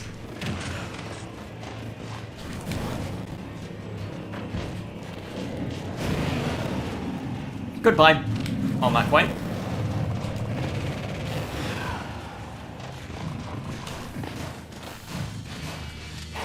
Shot you in the face. Thanks, it got me out of the smash attack animation. I love how fast it comes out in golden mode.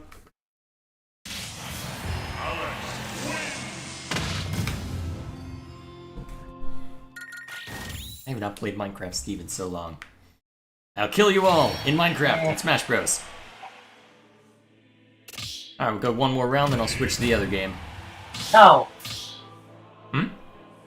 Ah, you got another There's character six in mind? characters. Yeah. Alright. Oh.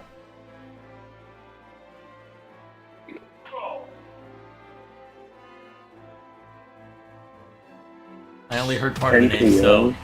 Oh, you're going true RNGesus then. Yes. I have no Oh, idea. no. I am terrible at playing Shulk. Oh no. Shulk might be my worst sortie. Backslash!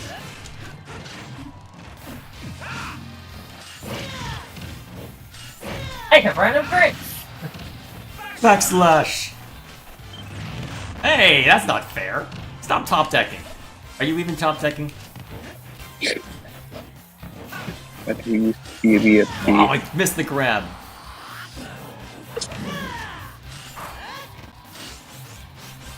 I wonder if we can rock switch back on. There we go.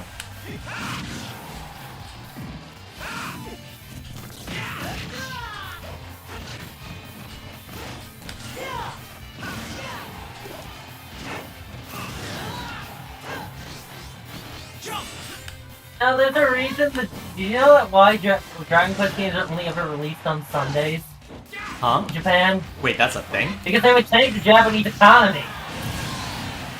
Wait, they only release on Sundays? Why? Well, ever since 3 came out, after 3 they only do Sundays because apparently. At least that's what I've heard. I remember hearing somewhere that they don't release on any other that they have to release them on specific days because Oh, because everybody wants to play them, so the country basically shuts down? yeah, pretty much. That's hilarious. Top deck this. Well, Dragon Quest is ridiculously popular in Japan. Fair enough. Like, what is the most popular game you know of in the United States? Minecraft. Call of Duty Basically, at one imagine point. if Minecraft suddenly got a huge update that changed everything. Fair enough. Another update. A lot of people would take moments off of work to go play it. Especially if they knew it was coming.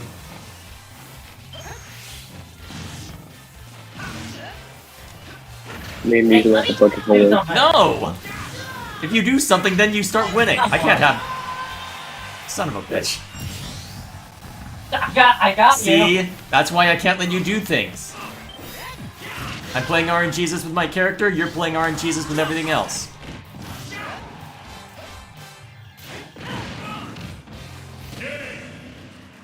I think he's doing And a you're playing thing. RNGesus with your life, apparently. And being so desperate, I'm using Meta Knight. So like, Shulk's Marlin Ultimate is ugly as sin. Yeah. Especially after you get used to his model in the enhanced edition, well, the definitive edition. Alrighty. I think You that's... seen his original model back in like the Wii?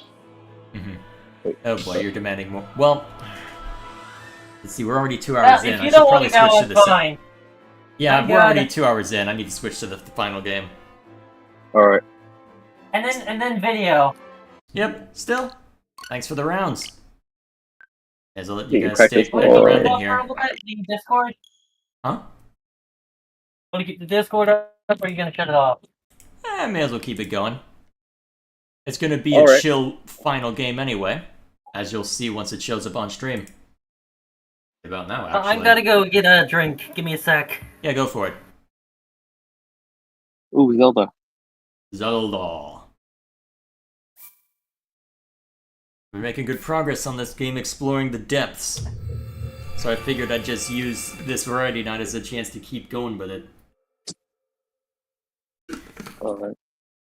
Also, I need to be That's careful right. whenever I play this game, as otherwise I won't make any more progress on the Devil May Cry review. Alright, here we are. Why am I so banged up? What happened last time I was playing this? Alright, let's see. So what's my current status? Alright, for those of you familiar with the game, here's what the depths look like. Got a few places marked out where I know that there are shrines located. Explored a decent amount of the sky while I'm at it. Maybe I can show that in Hero's Path mode. I've been busy. Trying to explore every which way. Quite happy with how things have turned out. What the heck? Get out of here.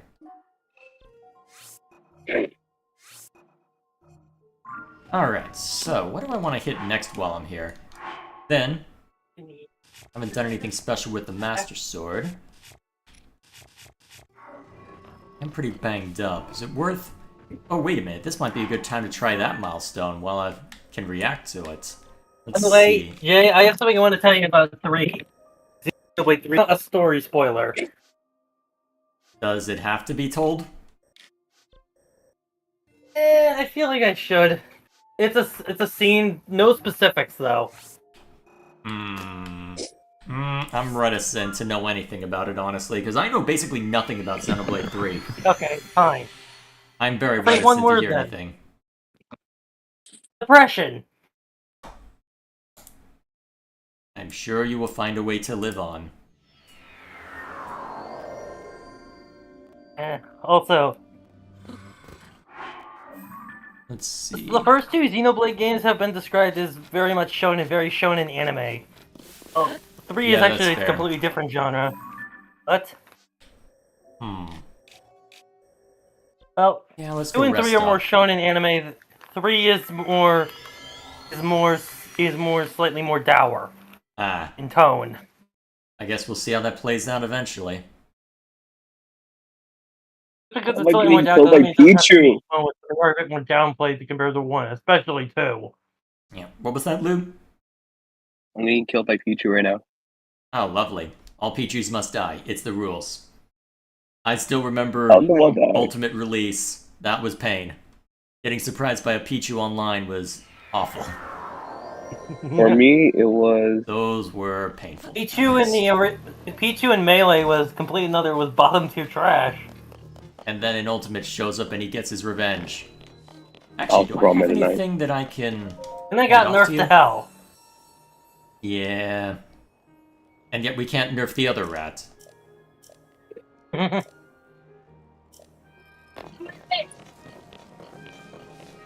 Alright, here's where I need to go. And may as well go until morning. The timing doesn't matter so much. Never mind that I'm resting in the shiniest armor ever seen. Yeah. Blood I wish I Moon, could show know, it to you guys. fancy. No matter what, I'm running 5 FPS. I know, my Switch is so good. I don't like Tora as much as Riku, but I like him better than the Napon before him, but between him and Riku was Atsu from Xenoblade X. Atsu! Half the jokes that involve him are, how much he looks like a potato. There are worse things, I suppose. At least, did True, he but get it's tossed like the around like a only joke literal they do with him volleyball in in that his game. introduction? It's already a step up from Riki then. Yeah. I think I actually laugh at Riki's intro. I don't find... It wasn't until he had a heartfelt moment at the Fallen Arm that I started to like him. Because then I he was liked him just from- then he was just pure comic relief that couldn't read the damn room. I think he could read it. Actually, he read the room pretty well most of the time. Except when he didn't. Like when? I have a stream clip of it after you find out that giant metallic claws are totally survivable. And he's wondering why everyone's sad. Read the damn room. You stupid Nopon. Okay, One of these. I love anything that Jay hates. I think it's more so he didn't quite know what was going on. I feel like he'd figure out pretty quickly that, wait, you know person in Mechon? What is this? I feel like he'd be able to figure it out pretty quickly. Then again, this is Riki we're talking about, so I don't know. Let's see, fastest way over there? Also, And probably this way. when you do the heart-to-heart that's in Moritha, please do that before continuing. Yeah, that was the plan. That yeah. heart-to-heart is really interesting from a lore perspective. Also, there's a heart-to-heart that you've already seen it. It was one that didn't give you an option in the world tree. That one will change after you reach a certain point in the story. Will I be able to view it again? A new game, if you do New Game Plus and decide to skip it, come back to it later. Interesting. Basically, if you skip that heart-to-heart, it will be different when you come back later.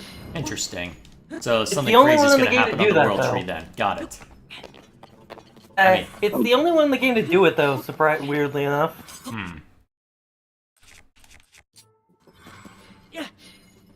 Upgrade the But bonus if you Pikachu. if you don't want to if you accidentally click the ones you did on your old playthrough, always look them up online because people did record both. Yep, I'm sure that it's out there. It's just a matter of finding it. Ah, there's the route I'm looking for. So when you ever get to a Tails game, you be warned. Tails games, they are okay. Tails games. This is not really a warning thing. Well, Tales of Vesperia, do be warned, there's a lot of easily missable side quests.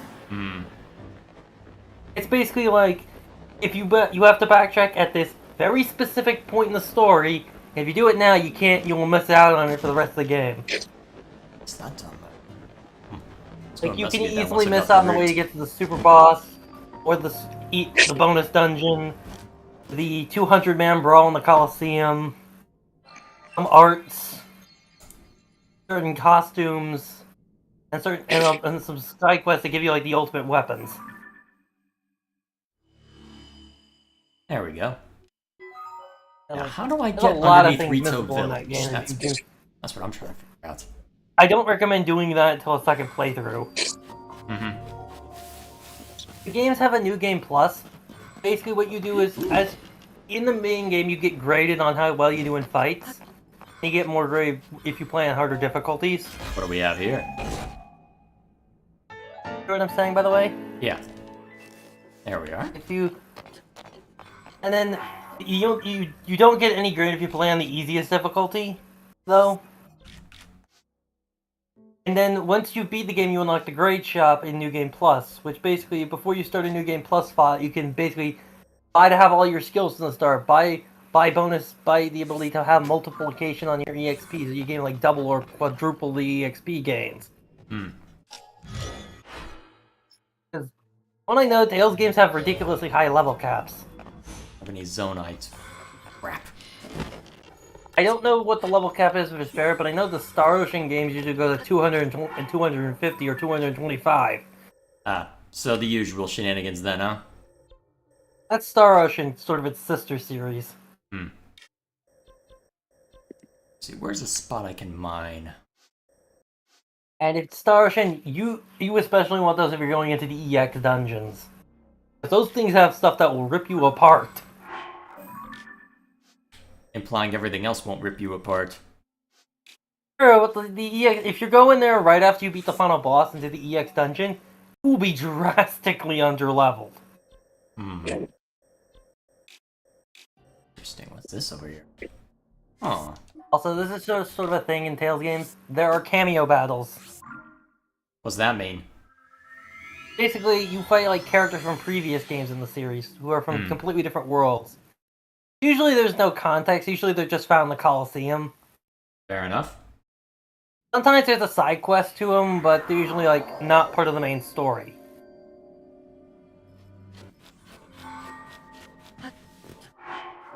Alright, was I correct Usually in assuming they're- that there's a they're light usually route that characters way? from Let's previous- find out. Vesperia, I know, has at least 4, and one of the final fights in the Coliseum, you fight all 4. Throw. How did I miss this light route? Oh, this reminds me, in the PS2 version of Tales of Destiny, if you like turn off characters to auto and start doing auto leveling, essentially the super boss of the game will just show up, lecture you on taking the easy way out, and then kill you. Oh, and you can't beat him, he can't die if you do that. Sounds about right. Ooh, something I can take on And for the super Zonite. boss is Let's grab actually this a first. major character in the game's sequel.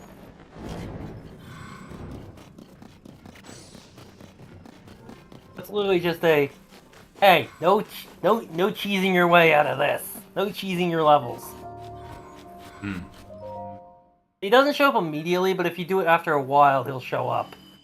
Well, the PS2 remake of Destiny never did get translated. Yeah. Not the original on PS1, but not the remake. How different was it? It was completely rebuilt from the ground up. I added skits and and I think it added some new things. How different was the story component? As far as I'm aware, I think it's mostly the same, but I don't speak Japanese. Probably, and if you do a fan translation, it probably would be different from the original translation because the original was done in the 90s. Yeah, that would make a difference, wouldn't it? Yeah, the first Tales game is 95, Destiny came out in 97. How do I want to take this group on? Fantasia, it's a SNES game, but it has vocal opening theme, has some amount of voice acting. It's on an SNES.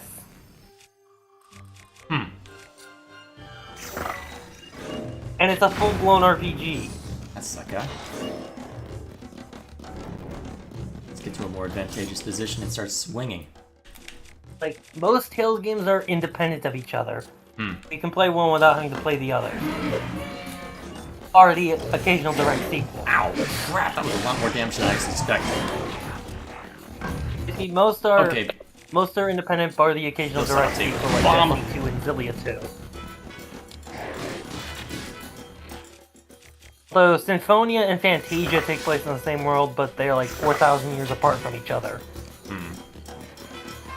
Symphonia is a prequel to Fantasia, but Fantasia takes place like 4,000 years after Symphonia. Basically, everyone you would know in Symphonia is probably dead Sounds about right. by that point. And it really doesn't become obvious until the very end of the game, but you can see it earlier. It is just something most people know. Fair enough. So there's something that they imply at the end of Symphonia, but they don't have to say the name of something. But if you play Fantasia, you'll know what it's actually called. That's okay. Anybody else left? Yes. Fun fact, Vesperia was originally an Xbox 360 exclusive. It got a PS3 release, but that was only Japan. Which the definitive edition is based on the PS3 version, which had extra content. Added a completely new character. Also, this sucks. Pretty much everyone, like most of the lead character Yuri Low was played by Troy Baker. Except in the definitive edition, the new stuff that was added that was from the PS3 version, they didn't get him. They didn't even call him to bring him back. Just like That's Grant annoying. George now. Yeah, he said he'd come back too if they asked. Almost everyone else came back though. Weird. Yeah, it's some of those.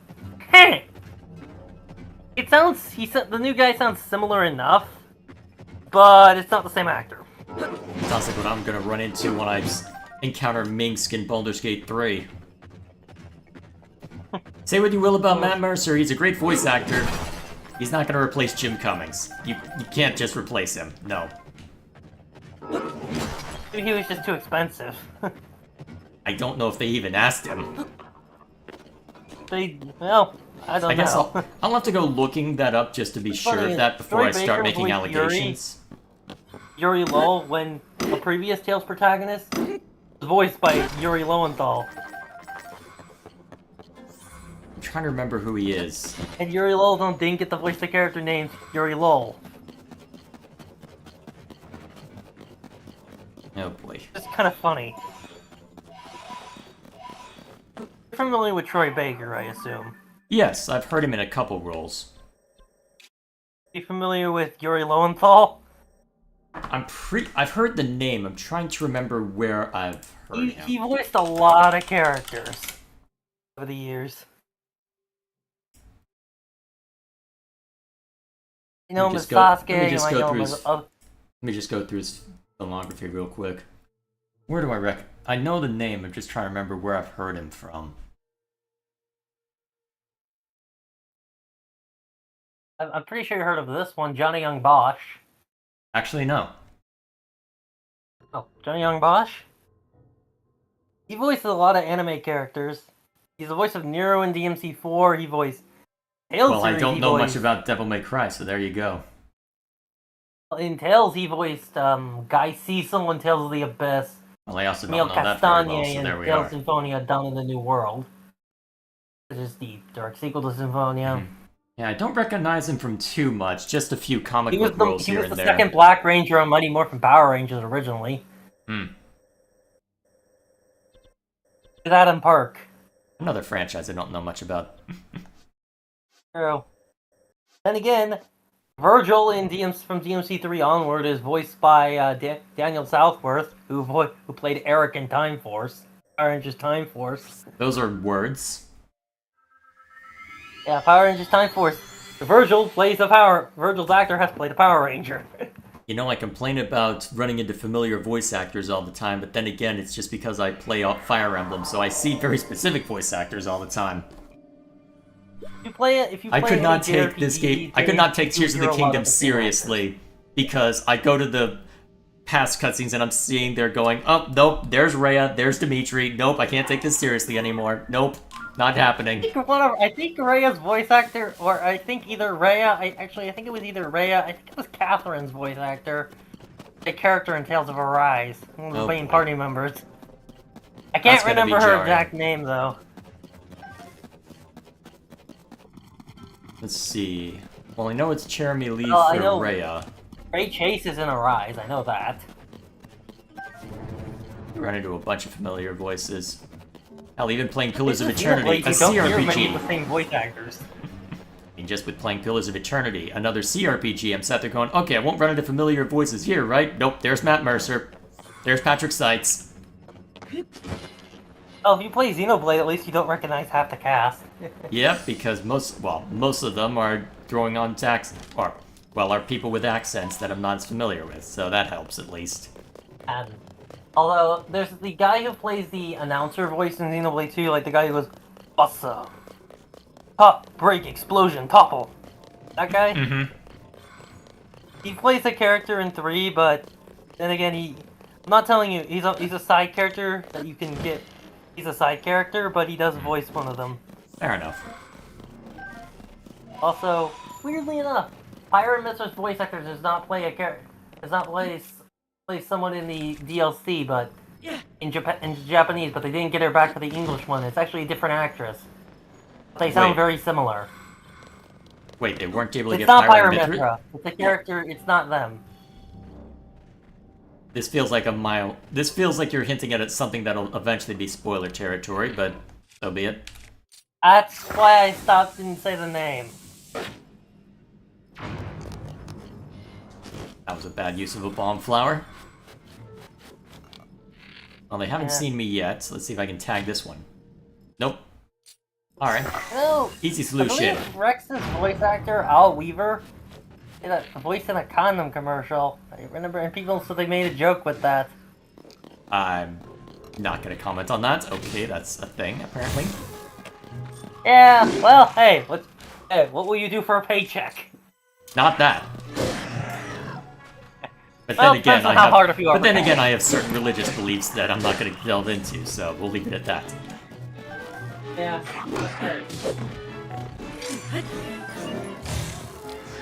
Then again, depends on how much they're paying me.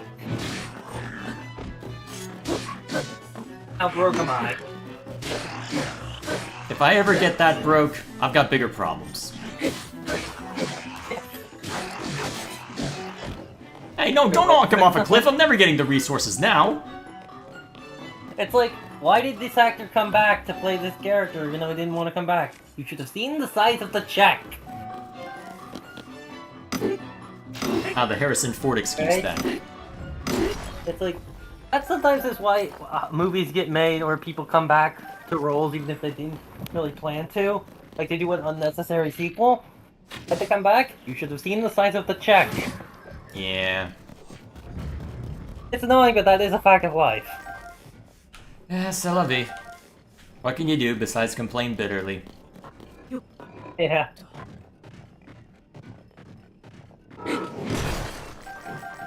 Alright, give me So your Louis Zonite. Schultz, voice actor Adam Houghton, has voiced characters in like Dragon Age and stuff. Huh. I need to play Dragon Age Origins at some point. Let me look up Adam Houghton. I'm honestly surprised I haven't run into too many familiar voices with Baldur's Gate 3 then, given the number of British accents. Or maybe that's why I haven't run he's- into it. He's Anders in Dragon Age 2, Tintin in Adventures of Tintin, the Secret Unicorn. Secret Unicorn. Those are names? Sinpin in Final Fantasy XIV. Brendan Padlock in Lost Horizon. And again, I recognize those expect if you names, play but I'm not as ever play familiar with them. FF14, FF14, I don't have time for MMOs. after you get to the Heavensward expansion, expect a lot of Xenoblade actors because they switched over to British VAs then. Hmm. Basically, the base game of in A Realm Reborn, you use English VAs, so you hear a lot of those guys. But starting with Heavensward onward, they swapped over to British VAs, and the entire main cast got recast. Okay. The voice acting before Heavensward was not very good, Mhm. and Now, after it how was do I actually get pretty under good. Rito Village? I know how to. How do I get under there? Okay, I want under there. I want to see what's under there. Go to Rito Village and search around at the base of the around the base of the village. There's a hole that goes right underneath Rito Village. That's The what chasm underneath that's it my somewhere. understanding, but I couldn't find it when I was perusing there before. Maybe I just wasn't looking at the right spot. Also, eventually I'll need to find all the shrines, but so be it. I think it's like yeah. Meanwhile, there's just a Korok chilling there. Now, let's see.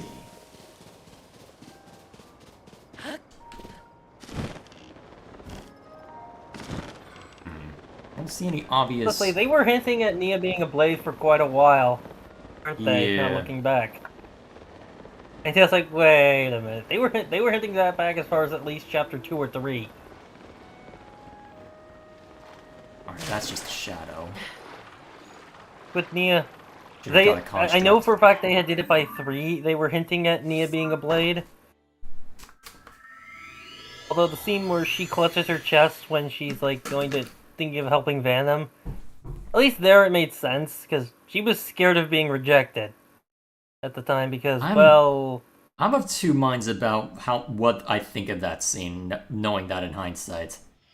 I'm still processing whether I'm okay with saying, well, on one hand, yes, fear can absolutely lock somebody up, but this is also someone's life. So I'm of two minds about it. So she probably regrets it, but she also, at the time, she did not know the party super well. I kind of wish there was more conscious acknowledgement of it, but...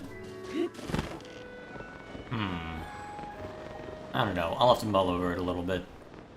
Then again, it's like, it's a Hector. while after the Venom's death that they do it. I'm very tempted to look up a guide. What am I even looking for? Is it around the base, or... It's around the base near the village, on the village level. On the village level, so not around the water's edge? Not around the water's edge. Ah, that's my problem. Must be a cave I haven't found yet, then. Found a couple of the Koroks in Rito Village, at least.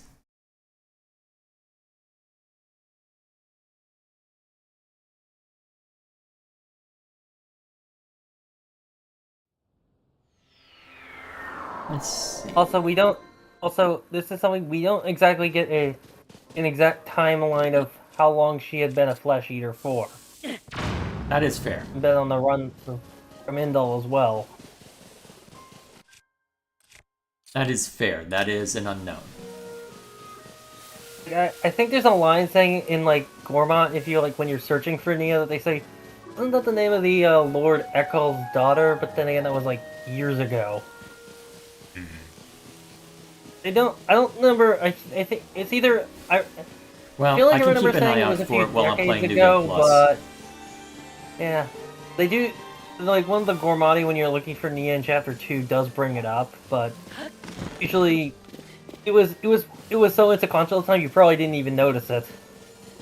Well, I wasn't exactly... Well, I was hell-bent on the main story, so I'm not sure if that detail would have... It's one of the. It's part of the requirements when you're searching for information on where Nia's locked up. Yeah, but there were also a fair amount of red herrings there, so I'm not sure how much I would have necessarily paid as much attention. Yeah. I remember. The one who said it, I believe, was the chief of the Torgoth. Not the console. Oh, hey.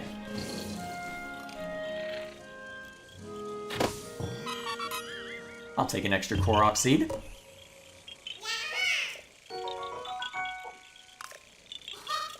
There we are. Now. Also, Tanto looks really freaking cold. Yes. Also, the reason why they kept this, why they were isolationists, well, they were scared of losing. They didn't want. They had Yep, basically. it was they explained. wanted to keep Zeke. Yeah, that one, Zeke didn't know, but he was not happy about when he heard about it. Mm-hmm.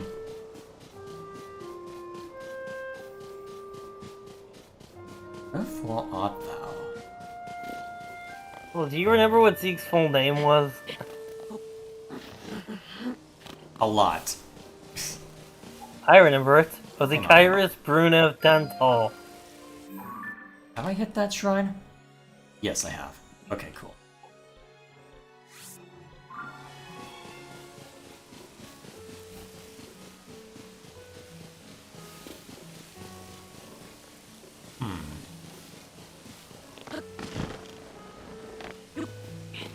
Also, I keep this up, Tiba's gonna start The, asking uh, questions. by the way, the Fog King and anything from Future Connected has no relevance to 2. It will have elements to Fog 3, King. won't it?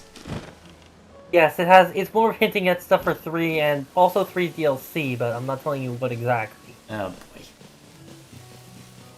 But because the order of things was Xenoblade 1, Xenoblade X, Xenoblade 2, Xenoblade 2's Torna the Golden Country DLC, Xenoblade Definitive Edition with Future Connected, Yeah, and then 3. and then Xenoblade 3 with its DLC. Mm-hmm.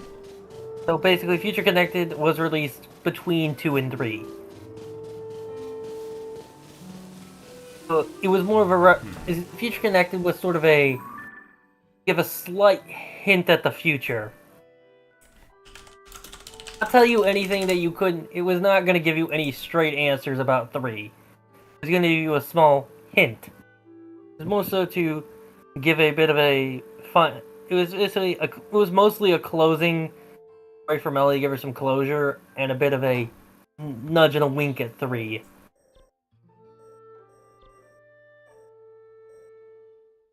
So the flute motif in the battle theme is actually a reference to 3, but you wouldn't get that till you hear 3's battle theme.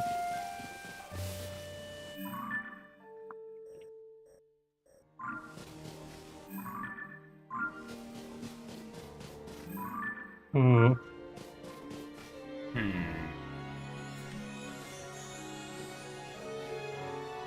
By the way, the Fog King's model was is a modified version of the Infernal Guadal, the thing you fight in Torning Titan in Mortha. It's based on that model.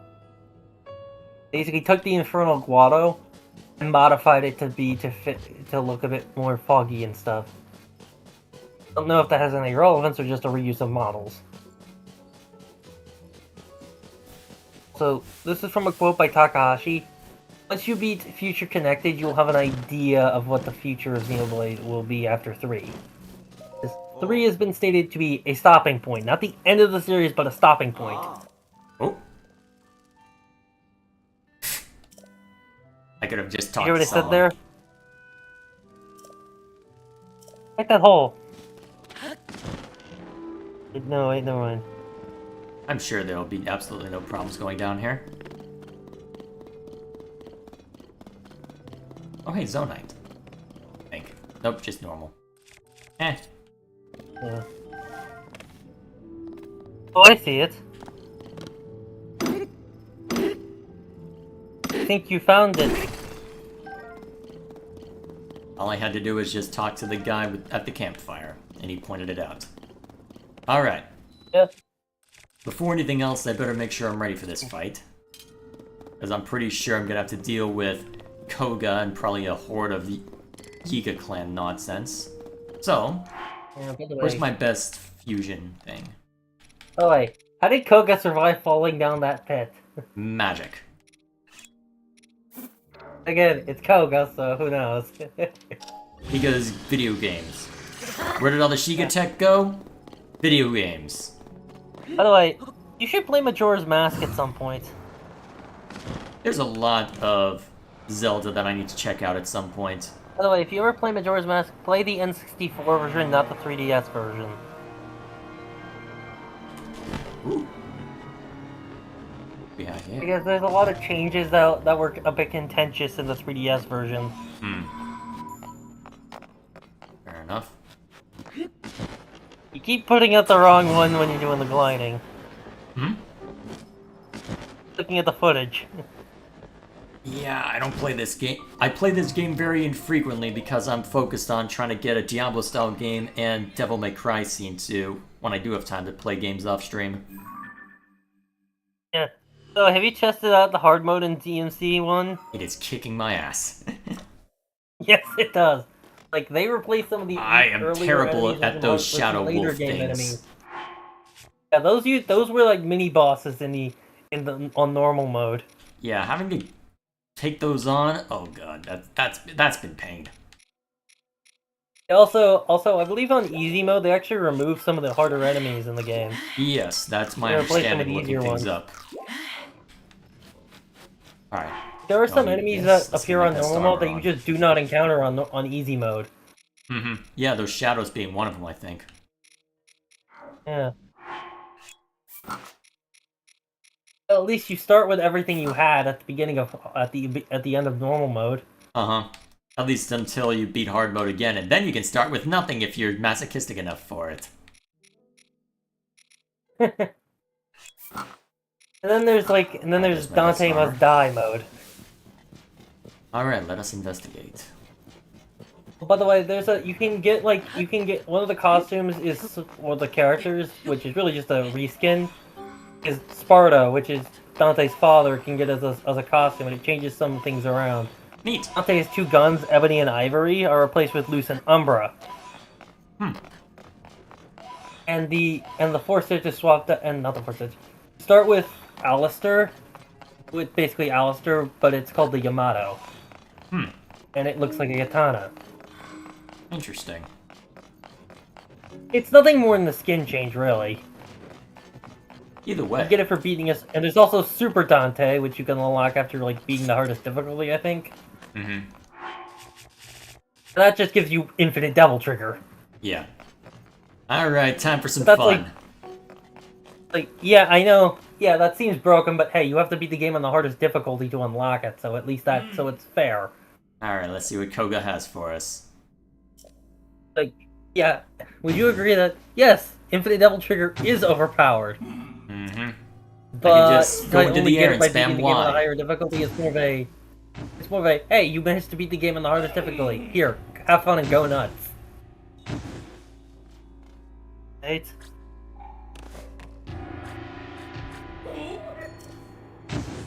Hey, Koga.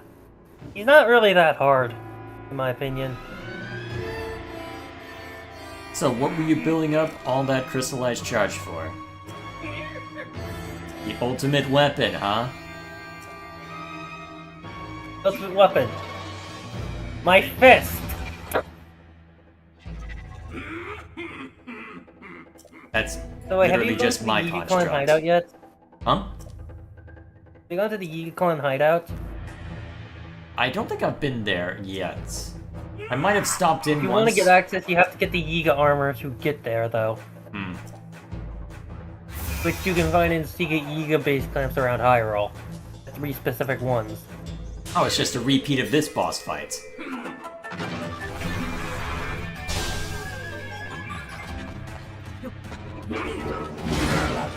Wait, how is Koga floating? That's your first question? I was like, I don't remember him floating in this boss or in the previous game. Oh, you were hiding back there. Okay, I have to play it differently then.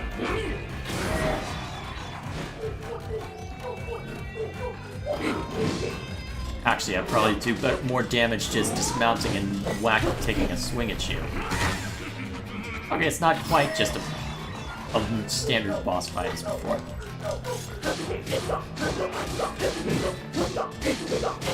Yeah, this isn't too difficult yet, although... You know, people beat this game without the paraglider. Skip it this time. I find that hard to believe given the air temple. Or, well, No, the air trust me, temple people equivalent. have figured out how to beat the game without... They don't do the air temple, they just skip to the... They do the boss rush. As soon as you leave the Great Sky Island, you immediately run to the end. How do I tag you? Do I have to climb They on top of you? Also, people have figured... Also, two things. One, people found a way to skip the boss rush. Aside from the having to fight like the horde of enemies. Actually, I haven't beat Ganon yet. Well, Ganondorf yet, so... I have no idea what awaits Well, me let's just say underneath there's a lot Hyrule of Castle. enemies I only made it that halfway you before realizing, okay, I'm ill-prepared.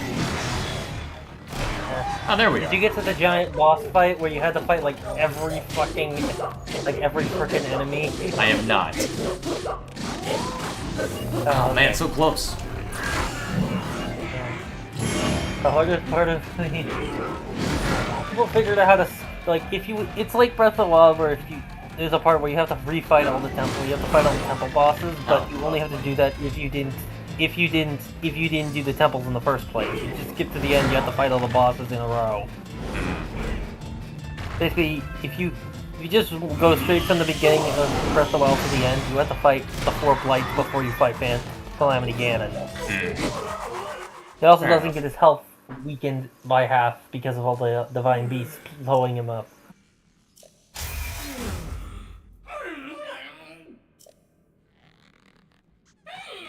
Somehow people managed to skip those 4 boss fights and just skip straight to the fight with Ganon.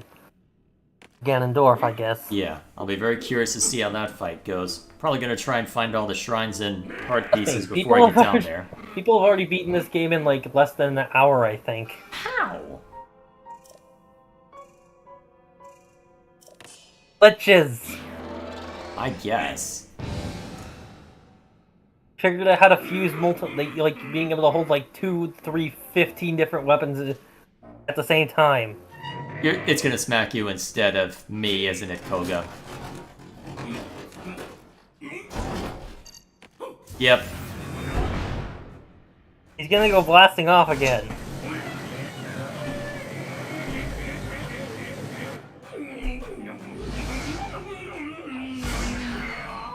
Oh, great, now Quick he's back on down. the surface.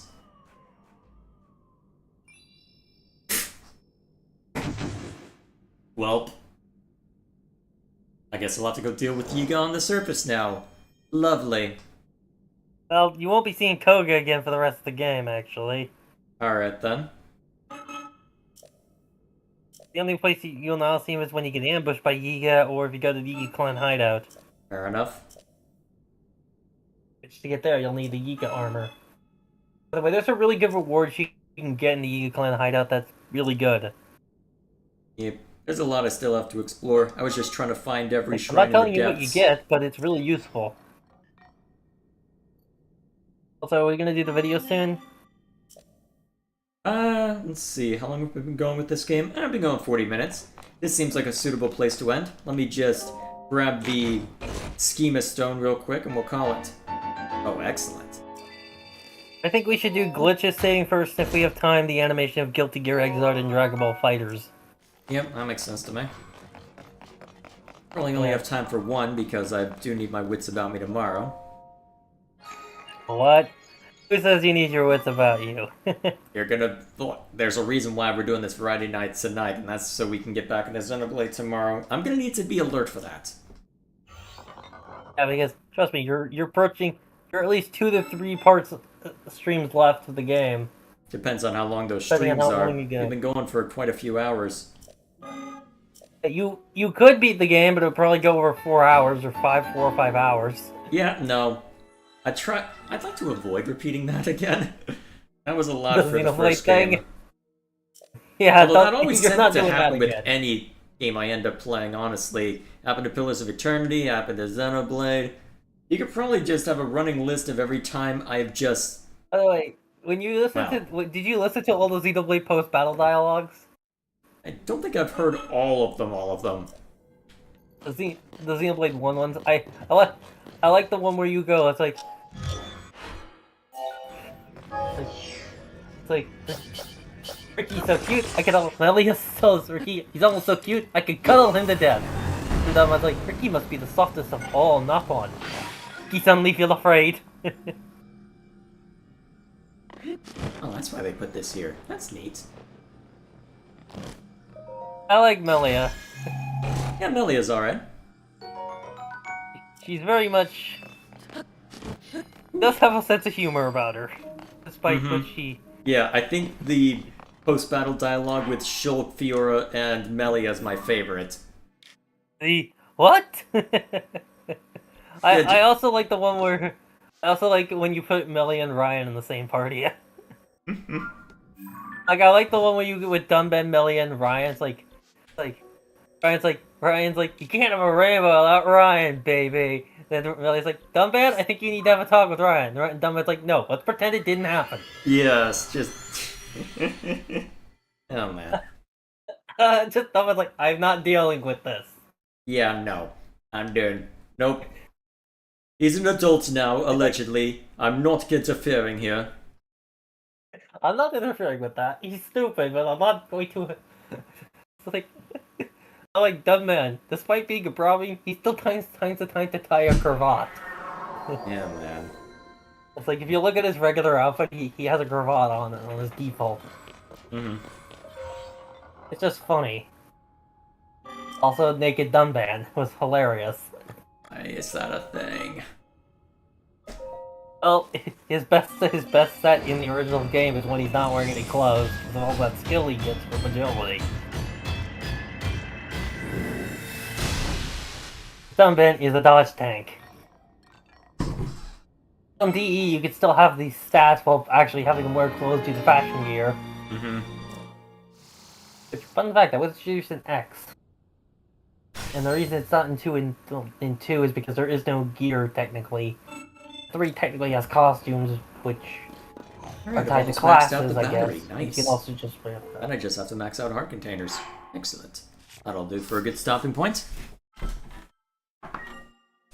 Well, technically you could have to max out either heart containers or stamina. You can't max out both, apparently. Really? Huh.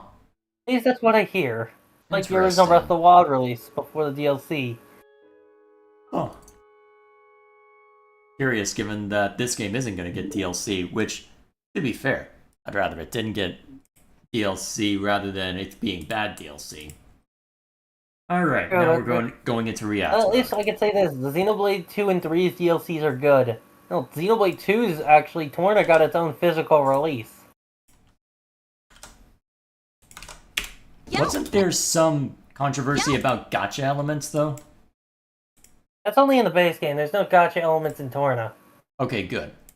Maybe that's what I was getting That's only in the confused base game, and in the base game it's actually somewhat rigged in your favor, aside from getting the last couple, which are the only ones that's a real pain to get. Yeah, I mean, actually, well, are willing to put the cartridge for Xenoblade 2 back in, which, to be fair, I'll have to anyway. Still got a few left to find. Like, you're probably missing Cosmos.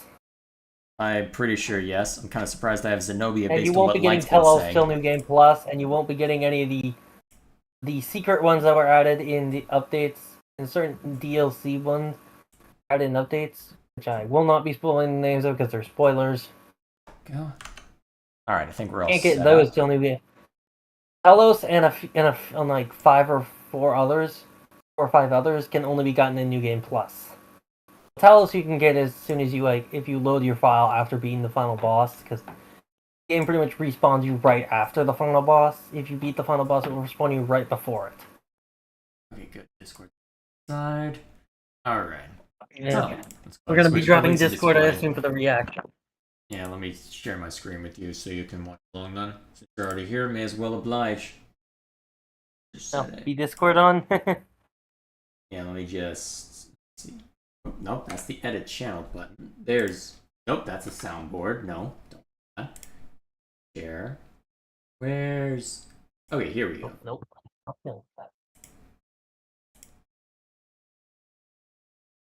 Hopefully, sound goes through. There we are.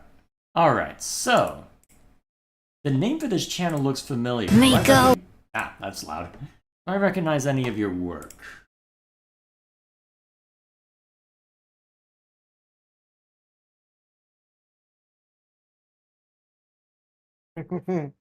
I feel like I've heard your name before, but I don't know from where. Miko! Okay, I'm gonna need to knock down YouTube's audio to make things simple, so that I can adjust it to everything else. Alright, we'll just knock it down to there and hope for the best. So, And also the guy he's talking about is SMG4. okay. I think there's a link on the channel there. Yes, I'm just trying... Yeah, I'm just looking through the description right now, because I know basically nothing about this topic. So, a glitch is saving indie animation. So, I wonder what's being referred to with indie animation there. Is that just a matter of, hey... well, is that a matter of animated like shows? Hazbin Hotel, Hell in a Boss. Oh, that sort of thing. Yeah. Like the indie animation that you see put on YouTube. Fair enough. Well, I don't know too much about it, so let's go ahead and take a look. Hopefully I've got the audio balance right. Yo, I got Mario. Looks like Meggy saves the day again. Hello! Getting into the indie space is a tricky one to crack, especially when time between uploads can be long in the tooth. So what happens when a veteran Gmod channel gets into producing game? And so this is... Okay, the cadence is going to bother me a little bit. I know I'm not one to talk with my own review videos and my own scripted content, but that cadence is going to bother me. Glitch Productions, a channel that spawned from machinima shitposts and transformed into something greater. I interviewed co-founder and CEO Kevin Lorichigol to not only dive into him and his brother Luke's animations, but as well as what they're doing for indie animation. Hello. I'm sorry, I'm being thrown off by how he's pronouncing everything. Because I know I put on a voice for my videos, but... I'm not sure if that's his voice or I'm not sure if that's his voice or it's just that voice he's putting on. It's hard to tell because it doesn't sound like a natural cadence, and I know I don't always land a natural cadence either because I'm reading off of a script as well. Because either I mess something up or you can tell that, hang on a minute, those are two different takes from two different attempts back to back. What are you doing?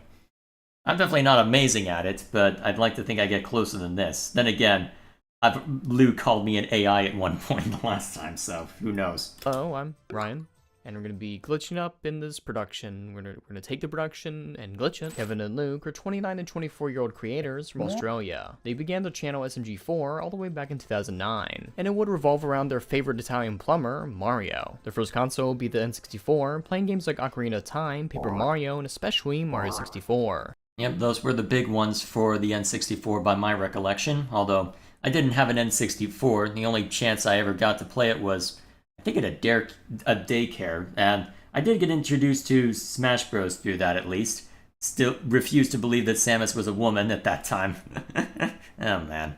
As did a lot of people, I suspected. Technically, there's actually a game that predates Samus being Metroid by 1 year that actually did the whole secretly a woman thing a year before. Nobody remembers it because we got to the end, it was Baraduke. Fair enough. It's a Namco game. Alrighty, it's also a really freaking hard game. That's probably why no one remembers it, because more people would get through Metroid anyway. Alright, back to the video. They would mainly do this in the back of their parents' fruit and vegetable shop. Some of the earliest videos would be the two playing the latter game, you know, Mario 64. But as they grew older, they drifted apart career-wise. Well, at first. Kevin originally wanted to be a game designer, and in high school would take up drawing. However, when pursuing college, he would switch up to software engineering, as he found problem-solving more enticing. While Kevin was in college, his brother's channel would reach 1 million subscribers. While he originally made these videos by recording a screen, Luke would get into 3D programs like Garry's Mod to create his newer works. Alright, so he got his start there, huh? So, trust me, if you ever watch SMG4, it is weird, crazy, and it is pretty much it is very much Gmod DNA. Yeah, you described those first two words, and I'm thinking, wait, so it's just Garry's Mod then? I mean, do I need to bring up Heavy is Dead? It's still crazy as hell. Too. Like, there's a video I can find on it that pretty much, that video, and then it's basically an old trailer video they made. It's basically a bunch of meme audio clips, a bunch of random scenarios, and a lot of random things going on. Sounds also, he made right. Mario, well, the R word. Of course. Is that where this... Well, you know what, I won't go too far into that. Either way, let's see what else he has to say. and he would use Sony Vegas to add additional layer of fluff to these old machinimas. Machinima is a method of making Oh, animated right, that's the films newest thing, using isn't it? software similar to that designed for making video and computer games. Kevin saw this future potential of his brother Luke and wanted to join him on the indie crusade. So the best way to describe it is really wacky, shitposty internet humor combined with some really wacky, crazy characters going on stupid adventures, and then Mario's also there. Guys, we gotta hurry, or my channel will die! Dude, you're overreacting. I'm not overreacting! Yep, that's Gary's mod. That is very Gary's mod. It's a very 2010 Gary's mod, more to the point. It's actually kind of funny to look back. I think there was a video a while back that was a Steamed Hams meme, but despite coming out sometime mid-2010s or something like that, said, hey, what if I do old-fashioned Gary's mod and make it look like one of the really old ones where people hadn't quite figured out how to make the TF2 characters sound the way they want to. So where all the audio is super scuffed and it's in a 4:3 resolution, stuff like that. Oh man, those were interesting days. Continue its mainline series. If you're curious about SMG4, I can link you a video on them. Writer. Though their writing styles are different. I can link you some of my favorites, but... I feel like half of them would get me demonetized, given what I'm seeing so far, but I suppose me, half of them would. Look, the most popular video, Who Let the Chomp Out, has him playing Who Let the Dogs Out in it. Yeah. Well, to be fair, this channel isn't monetized because I don't have 500 subs. So, not on this channel anyway. So, I guess I could technically get away with it, although copyright bullshit's annoying to deal with anyway. Either way, back to the video. And so SMG4 continued its mainline series, with Kevin stepping in as a writer, though their writing styles would differ, with Kevin more so being on the storytelling side and Luke on comedy. Over the years, the productions get larger and more complicated, especially for the fact they've been releasing new episodes weekly for quite some time. Weekly for... hang on. When did they start? Okay, I'm curious now. When did they get their start?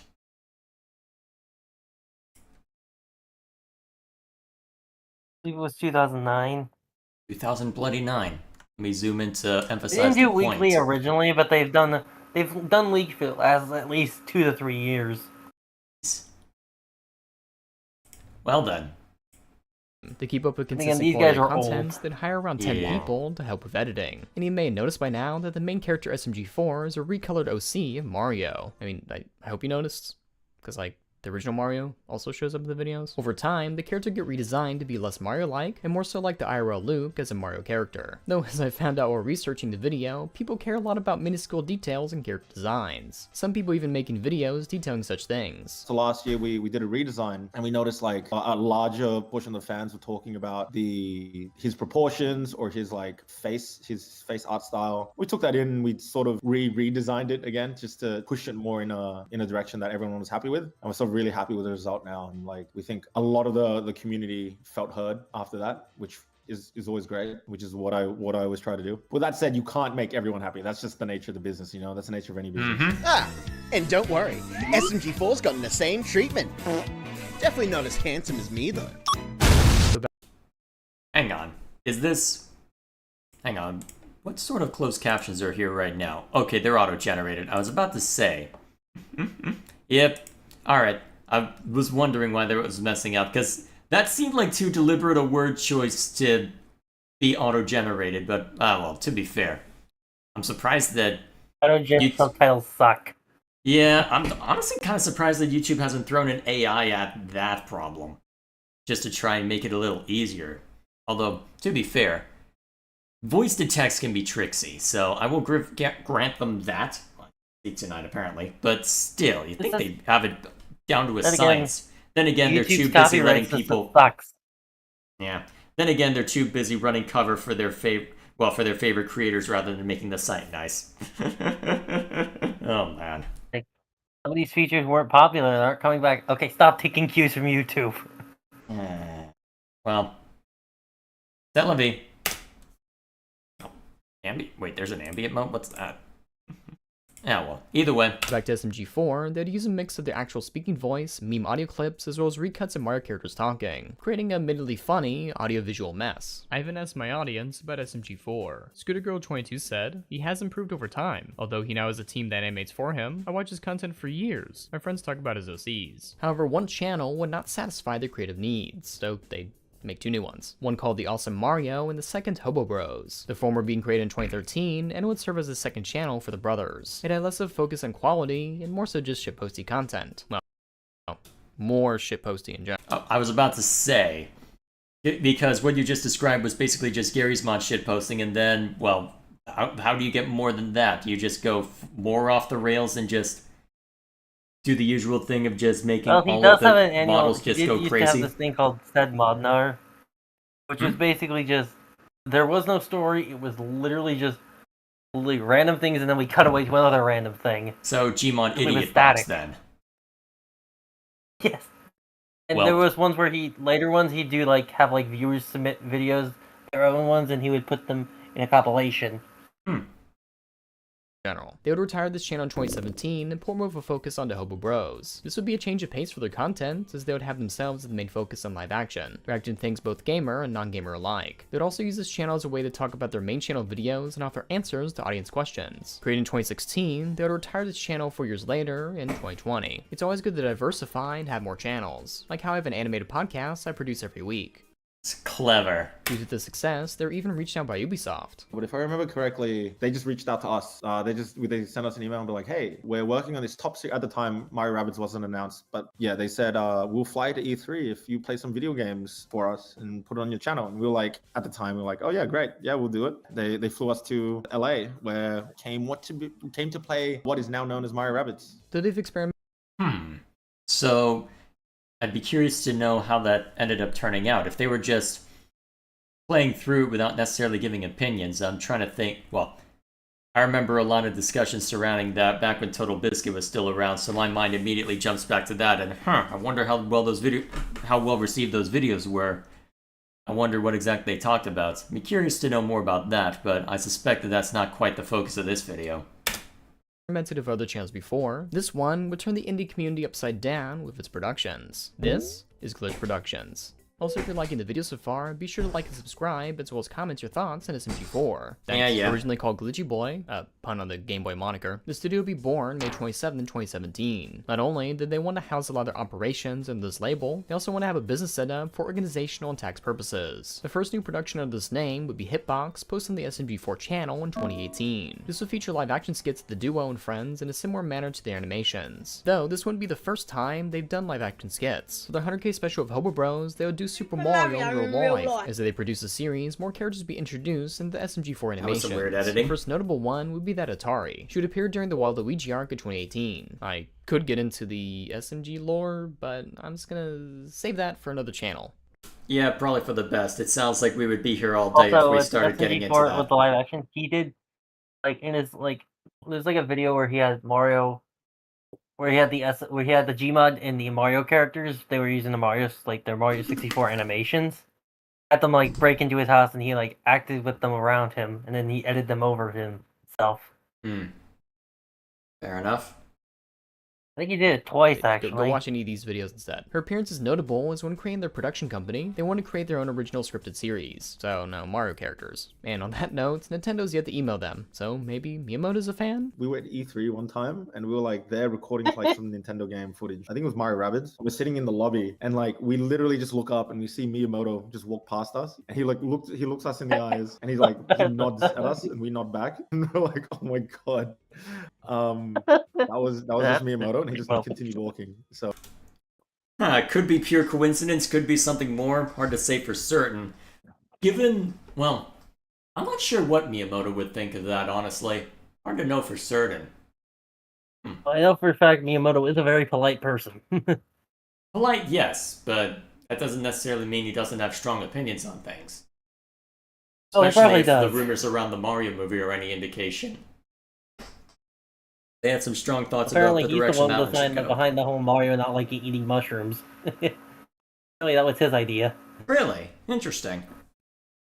I heard that in an interview. I think I heard that from GameXplain once. Neat.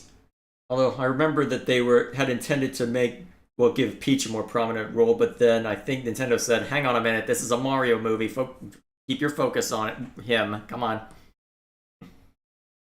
I had never heard that, but I'd have to look into that. Also, Mario Wonder came out today. It was just rumors, so I don't know how accurate it necessarily is, but that was something I remember hearing. So I'd like to think of that as a implicit acknowledgement of what we're doing. I have no idea if he knows of videos. He probably doesn't, but I like to think that he does. He bundles up each night and watches a new SMG video. That's right. That's right. It's like, oh yes, after a long day of work, funny Mario guy. Exactly. Okay, sure, the SMG4 animations are fun, but they wanted to truly flex their animation talents. So in retiring their live-action series Hitbox, they pursued their first animated series, Meta Runner, in 2019. In a future where video games are everything, young Meta Runner Tari must do whatever she can to uncover her past. Esports, sci-fi, and video games collide in Glitch Productions' first fully animated series. It features a retooled design Atari from SMG4. Kevin noting she's essentially the same character, but in a different universe. And so for the first animated show, they hired 4 artists. For this animation, they need some extra funding, so to pay their team, they sought out sponsorships. Being from the country of Australia, they had the option to screen Australia. It's essentially an art grant fund that gets Aussie creators the funds they need to make their nation proud. While they originally were turned down, after seeing SMG4, the country changed their mind, you know? It's kind of surprising given how restrictive Australia is on video games in general, but then again, that doesn't necessarily apply to any other media. It might just be foreign media, because I remember Saints Row 4 made a big deal about getting, what was it, either 18 only or banned in Australia, something like that. Can't remember all the details though, I'd have to go digging, but I remember that there's some brouhaha about Australia being very persnickety about video games, but then again, if it's only the subject and not necessarily a video game itself, maybe there are different rules surrounding that. I just said, oh, the views. Can you imagine that? The country you live in going, You make the nation proud. Have some money to draw funny Marios. They also partner with the chipmaker AMD, which would be an app sponsor. Considering the show takes place in a world about video games, having a CPU company fund them is pretty cool. Though they would be sponsored by other video game related companies such as HyperX as well as ViewSonic in prior videos. The first season of Meta Runner ViewSonic isn't a name I've heard in a while. Not for a long while. Oh, I think like the first season had some funding from Epic Games, but I don't think 2 and 3 had it. Interesting. Although Epic Games has a lot of other things to throw money at right now anyway. Well, except employees anyway, but that's beside the point. Will air on SMG4 with trailers and full episodes. But promotion wouldn't stop there. You see, not only would they air the show, but the duo would have their own OCs from SMG4 react to the content they just made. It was a good way to recycle content to get more eyes on your cartoon. They would eventually create a channel just for Glitch in 2018, but had their first post in 2020. First post, I mean first video. You see, they begin posting on the channel with an introduction to who they are, as well as a trailer for the movie. Okay, it's not really a movie, but rather all of Season 1 wrapped up into one 2-hour film. In recent content, they're able to gain subscribers, build hype, and better separate their channel from previous outings. And throughout the years, they'll continue to promote Glitch on SMG4, even utilizing the description to push into the metadata of YouTube. The first new animation for the channel will be released in 2020, starring the 3D platformer character from Meta Runner, Theo. They want to experiment to see if people would like this spin-off. Though while it did get views, they sought to focus on the main series. The show would have 3 seasons, and along the way, they would have one-offs and even music videos that tied people over. But I'm not going to go too in-depth about these shows, as I'd rather save them for different videos. So yeah, gotta keep your own gravy train going, right? Although, to be fair, by the sounds of it, for a channel that's been around since 2009, and with as large a production as it seems to have turned into, has there been something this ambitious for YouTube before they tried to make it work? I'm trying to think of that, because, let's see, Red vs. Blue is Machinima. Well, it did have a decent number of animated components later down the line, although Rooster Teeth isn't exactly doing well right now, but that's beside the point. Yeah. I'm trying to think if there's any other Rooster Teeth, in my opinion, as of right now, can crash and burn. Yeah, Rooster Teeth is effectively dead already with how they run it right now. Yeah, I'm very curious to see how long they actually last. They removed Red vs. Blue and Camp from YouTube and put them on the Rooster Teeth site. Yeah, that's totally gonna work. Also, I hear that site sucks. Yeah, exclusivity is totally gonna work, guys. It's working so well for Also, Disney. the last thing Ruby related I think we're gonna get is unless Volume 10 somehow gets greenlighted, is the second part 2 of the Ruby DC Superheroes crossover, which nobody asked for. How is Ruby still alive? How is Ruby still going? I know nothing It's their about it, main and all I know is cow. that everyone hates it. Except Ruby fans. Or the How fanatics, did it get fans, though? That's my question. Monty Ohm's fight animations were good. Is that it? It had those, and then a lot of people these days, the ones who are still there, are the ones who have personally attached themselves to the show. I thought Star Wars fans were obsessive. Moving on! Down below if you want to see me talk about these animations. As of their team, 2/3 of the artists are in-house in Australia and the rest overseas. You know, like a physical office to walk into. Though such a big team, they can only be stretched so thin with a production, meaning they can only work on one show at a time, which we'll get into soon. The story of Meta Runners will finish in 2022. They will get a proper send-off, virtual concerts, playing music from the show. Now, how does one decide to finish a series or end a series that you have 3 seasons in mind? There's many factors. First factor is like what tells the best story. That's always the first thing. Like what would tell the best story. The second factor is how well the show is doing as well. How well it's doing in terms of views, merchandise sales, interaction, engagement, popularity online. And then the third factor would be just interest, capacity of the team. Artistically, is there more we can show, we can prove to ourselves through a season? So there's not one defining factor, but it's a combination of all of these things that we sort of use to gauge, oh yeah, this feels right. Like finishing it here feels good. The thing we don't Alright, all that makes sense so far. don't want to do is just like continue a show just because we have to, you know what I mean? That's when we sort of like run the creative batteries really low. And for Meta Run, it felt like 3 seasons was a really good spot to finish it on. Within this, Yep, that makes sense. And that is the thing that you run into with a lot of things, is that, what's the phrase? You either die a hero or live long enough to see yourself become the villain. I mean, how many times has a story just been run into the ground because someone just didn't know where to end it? Or the story somehow managed to repeat itself. Or there was too much financial incentive to not end it and it just became a cynical cash grab after a while. Yeah. There's also Ruby has pretty much become a cash grab at this point. Also, Ruby merch sucks. It has merch. You know what? I shouldn't be surprised by that. Yeah, of course it has it's merch. literally, it's like, it looks like something lazily you could do it like a... What are those stores that you can like go to and get like something printed onto a shirt? I'm not as familiar, but it basically just looks like that. Yeah, Lazily basically printed looks on like without something any I could probably concern make a for- better one in 2 hours if I go to a store. That's fun. Like I could buy a shirt at a store, like at a store that like at my Michaels, because they sell shirts that can do that. Go there, buy it, go to a store, get a Ruby image, take an image offline, print it out onto the shirt, and voila! I have a better shirt than what they. It's basically what it looks like. Like the White Nevermore shirt. It doesn't even look like it's completely like. It doesn't even look like it's like centered. That's impressive. Yeah, Ruby merch sucks. It's like the fans make better stuff. That's usually how it goes after a while, isn't it? Alright, back to the video. time, 2 I've new seen series bootleg have found their versions better. footing with Glitch. The first would be Sunset Paradise, another show created by Kevin and Luke. The main character Meggy would start her life in SMG4 as a Splatoon OC, suddenly forming herself into a copyright-free and lawyer-worry-free original character. Phew. SMG4 will give her a send-off video saying goodbye to her friends as she vacations on New Island. Even Prototari make an appearance once again. Again, very nice cross-promotion. Meggy Spletzer found an island filled with potato bandits, cat burglars, dancing supervillains, and one very angry ice cream man, who all want to turn her peaceful vacation into a crime-fighting adventure. For this series, they would experiment with VTubing avatar for Meggy in order to promote the show, though the live streams have since been unlisted on the channel. The series will conclude with only 1 season, with Meggy and Tari still making appearances in SMG4 to this day. Need some saving once again, Mario?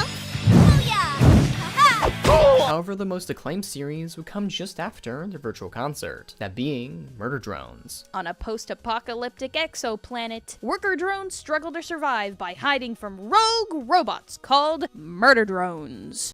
Alright, relatively straightforward premise. How well did it do? The show is actually quite unique, as it's not created by Kevin or Luke. Back in 2018, Liam Vickers would create an animated pilot called Cliffside. It would be a western comedy in a world filled with monsters and shootouts. While browsing the internet, as they often do, Kevin and Luke found this creator. Amazed at his skill in direction and storytelling, they offered him a show on Glitch. And so in October 2021, the pilot was released, much to fan acclaim. In February 2022, they announced the season 1 teaser and answered some questions about the upcoming show. You guys, had done video gamey kind of stuff, so it's like, well, robots, are video gamey, and like, it all kind of ties into that sci-fi thing, so yeah, I think it was less of a thing of like, oh, who can make this project, and more like, let's make a perfect project for these lovely fellas. Though episode 2 would not air until November of that year. This was due to Glitch Productions finishing up the final season of Meta Runner at the time. Noting back to when I said they can only work on one show at a time, it's an intensive process, very, very hard work. Well, Yeah, animation takes a lot of work. You do not want to skimp on that.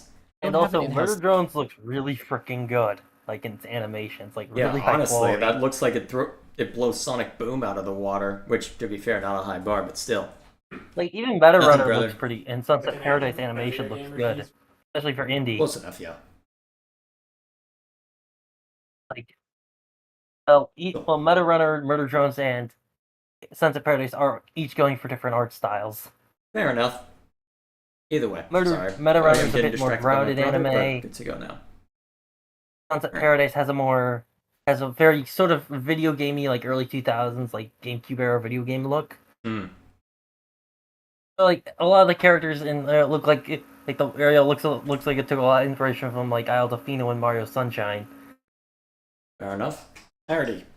And Murder Drones is, well, you see what it is. Yep. Here. This was due to Glitch Productions finishing up the final season of Meta Runner at the time. Noting back to when I said they can only work on one show at a time, it's an intensive process, very, very hard work. While they would have an in-house team as well as oversee animators, they sought to bring all their attention to each production individually as to assure the highest quality content. At this stage, to split up the team would be akin to what happened to Sonic in 2006. The Sonic team splitting up to make Sonic 06 and Sonic and Secret Rings in order to have a game out on each console back then. So after Meta Runner and Sunset Paradise, we were looking around because we wanted to see what other stories. So we started developing the philosophy of, we made our own show. We told the story we want to tell. How can we find more stories out there to tell and bring to life? We met Liam Vickers and we saw his animation Cliffside on YouTube, and we just saw such incredible talent from one person, and we saw just his storytelling ability, his character designs, his world building. We were like, wow, I wonder if this has any other stories he wants to tell. And then so we contacted him, and yes, indeed, he did have plenty of stories he wanted to tell. And actually, yeah, that animation's really good.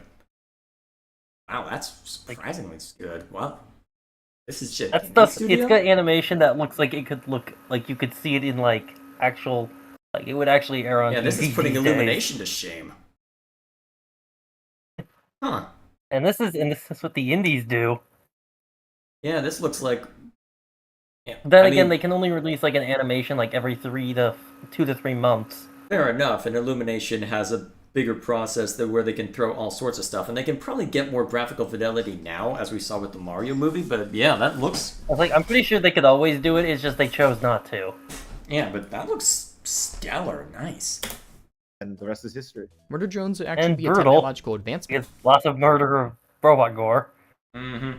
Well, it's easier to get away with that when it is robots. Also, hi, Cheeto. Well, they use oil in place of blood. For the team. This would be due to the addition of Unreal Engine 5 into their pipeline. You've probably heard the name before with Matrix Awakens and Unrecord achieving very lifelike animations. Though the team would take it in a different direction. Alright, they would use Unreal Engine 4 for Meta Runners, even getting an art grant from the company, though 5 was cooler to mention considering how many polygons it could handle without crashing. I'll let Kevin break down a standard episode production. So the beginning's pretty straightforward. Like, you write your script. After the script's approved, it goes through a bunch of iterations. That turns into voice acted. So we do our casting for voice acting talent. We get the takes from the voice acting and turn that into a radio play. After that, we start doing storyboards, and through that, we end up making an animatic. While this is happening, we also have like 3D assets being made. So our production manager goes through the entire script and breaks down the script into environments, into assets, into characters, into logos, into all that sort of stuff. And we give that to our 3D modeling team. And that then goes over to rigging, where rigging, the storyboards get turned into layout, which is basically setting up your characters and camera in in Engine. We use Maya for that. The models, characters, rigs, all put together and animated in Maya. That's definitely the biggest, most time-consuming, laborious part. Just animating. And then from there. Yeah, because actually, yeah, I'm trying to think of what would be the most time-consuming part, because you'd already have a lot of the art figured out, given that you'd already have the characters set up, unless you're introducing something new. And then storyboarding can be done relatively swiftly, so long as you've got the camera figured out and have a good layout in mind for what you're doing. So yeah, it probably would just be the raw animation, especially rendering the dang thing. I wonder how long it would take to render Drones, it. by the way, is up to about is currently 6 episodes out currently. I think it's going to be 7 total, but it could be more. Fair enough. Yeah, And just then rendering Meta the Runner's animation. finished, Sons of Paradise finished, and the pilot of Digital Circus came out last week. Nice. This is where things Which get is a also little more really damn interesting good than your regular animation. pipeline. We export from Maya and import it into Unreal Engine. And then inside at that Unreal Engine animation. is when we use our set dressing, our crowd, our VFX. From there, we render from Unreal Engine out into After Effects. And After Effects is when we composite everything together to get our final image. We add in, camera shakes, a bit more VFX, a bit more spice on top, a little bit of flavor, a bit of pizzazz. And then we render from there and we get our final episode. In optimizing workflows, Glitch is able to have shows coming out at a more speedier pace compared to other contemporary productions. Actually, that reminds me of a discussion I think Bellular had regarding the success for Baldur's Gate 3, because there had been a whole discussion surrounding that of, holy crap, Baldur's Gate 3 is great, it's so feature-rich, why don't all AAA games look like this? And there was a bit of back and forth regarding that, because there can be a perception that, hang on, developers are just being lazy, or trying to say, oh crap, how are we going to compete with this? And there probably is a little bit of that, but another mentioned aspect was Larian was in a good position because they had been refining their pipeline for creating CRPGs after spending a lot of time with their own work in Divinity Original Sin, to where, hey, we've already got something that's very similar to D&D, so we can then toss that back into D&D pretty smoothly and have a really good game. Have our pipeline down to where we can create characters, get all of the setup and game mechanics put in properly to where we can then focus on Baldur's Gate 4. Huh? I guess we're gonna get a Baldur's Gate 4. I'll be very curious to see what they end up doing next.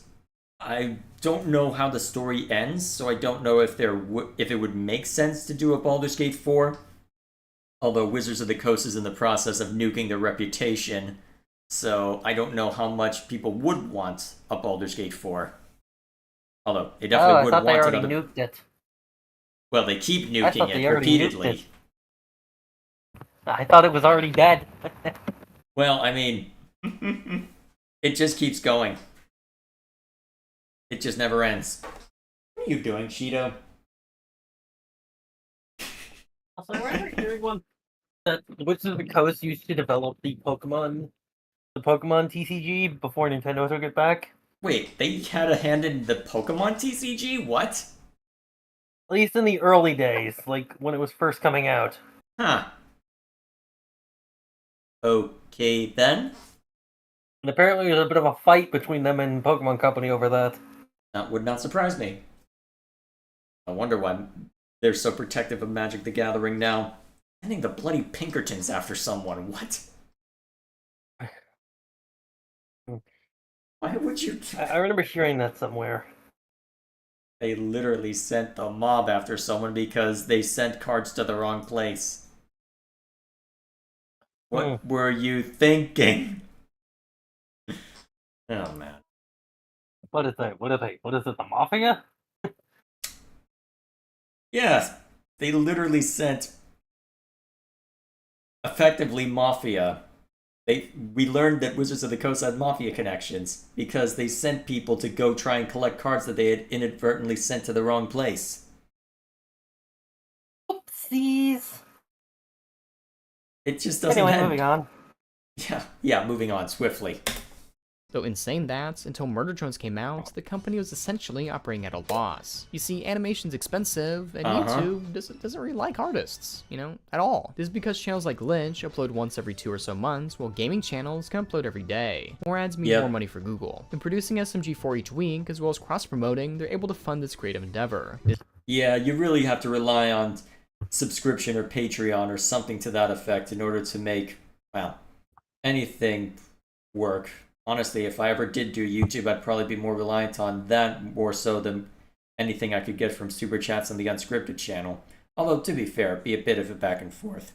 And that's part of the point of having both the review and Unscripted channel, if I could ever make this work, is, alright, you've got two very different audiences, give you a little bit of, well, give you a little bit of a cushion regardless of how it goes.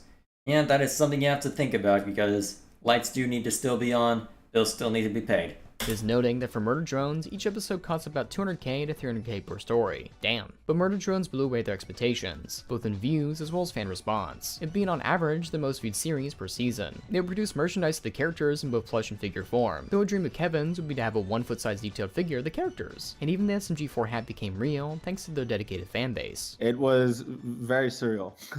when we held it and we put it on, it was like, wow, we're here sort of moment. It was like, hey, Delta Ray, how you doing? Wow, this see. This is a thing. This is a thing I'm holding, and it's the hat. It's the hat from the show. It's in my hands, and anyone can grab one. It was very, very rewarding. I also asked my audience what they think about Murder Drones. Sorry, group. Alrighty, so this should be interesting, because we've seen that the animation is stellar, so it's one thing for a show to look nice, but I'd be curious to know what people think of the story content as well, how it ended up shaking out, whether it's worth viewing all the pretty lights. As fans said, honestly, Murder Drones is very unique, and I could see it bringing indie animated movies and shows. I can see it having a bright future, and it's one of my favorite indie shows. However, Murder Drones isn't the only production in the pipeline. In funding creative indie talents, the duo sought to bring another creator onto the team. One day, Kevin and Luke watched a little short called Little Runmo from 2019, so they hit up Gooseworks to see if she had a show to pitch. Oh, she did. Very similar story.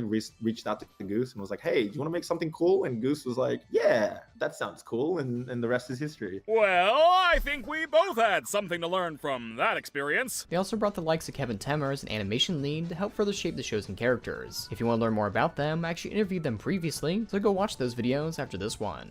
I'm sensing a lot of cross-promotion here, but then again, bills need to be paid, right? Also, I believe Kevin actually worked in the professional scene. I think he worked at like Blue Sky at one point. Interesting. What is Blue Sky up to nowadays anyway? I think they're either defunct, because I think their last film was Nemo on Netflix, which I hear is really good. Now I'm curious. Nimona, which Netflix say from Disney.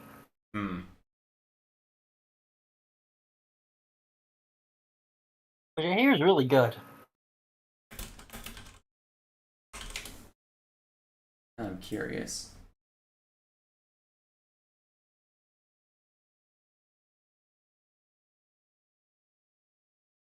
Also, how do you do smartphones in a fantasy setting? Ask Zelda. Oh, here's another good one. Make them magic mirrors. Oh boy. Hey, magic handheld mirrors. At that point, you're just using it as a stand-in for tech. Well, magic as a stand-in for tech. At that point, you may as well just be doing science fiction. Well, that's kind of what they're doing there. They would announce a new show called The Amazing Digital Circus. A woman gets trapped in a crazy virtual world along with 5 other humans and are now subject to the whims of wacky AI and their own personal trauma. Which, like before in creating Hobo Bros and the Awesome Mario, they want to expand their business even further. So with 4 shows on the roster, where can one go from here? Make more shows, or make another new channel, I guess? How about putting a spotlight back onto the indie animators you've seen before? GlitchX is a live streaming event that'll air November 2023. It's all about indie animation and presented as a way to bring creators together. They have artists like Liam Vickers, Gooseworks, and Tracy J. Butler talking about their works and what it means to be an indie creator. Throughout this live stream, they'll also be showcasing other online artists' work from around the world, even showing. Alright, I guess this is where. Behind, I think everyone for that thing has been announced. No, I don't remember one of the other ones, but I know the guys behind Hell of a Boss and Has Been Hotel are there. Yeah.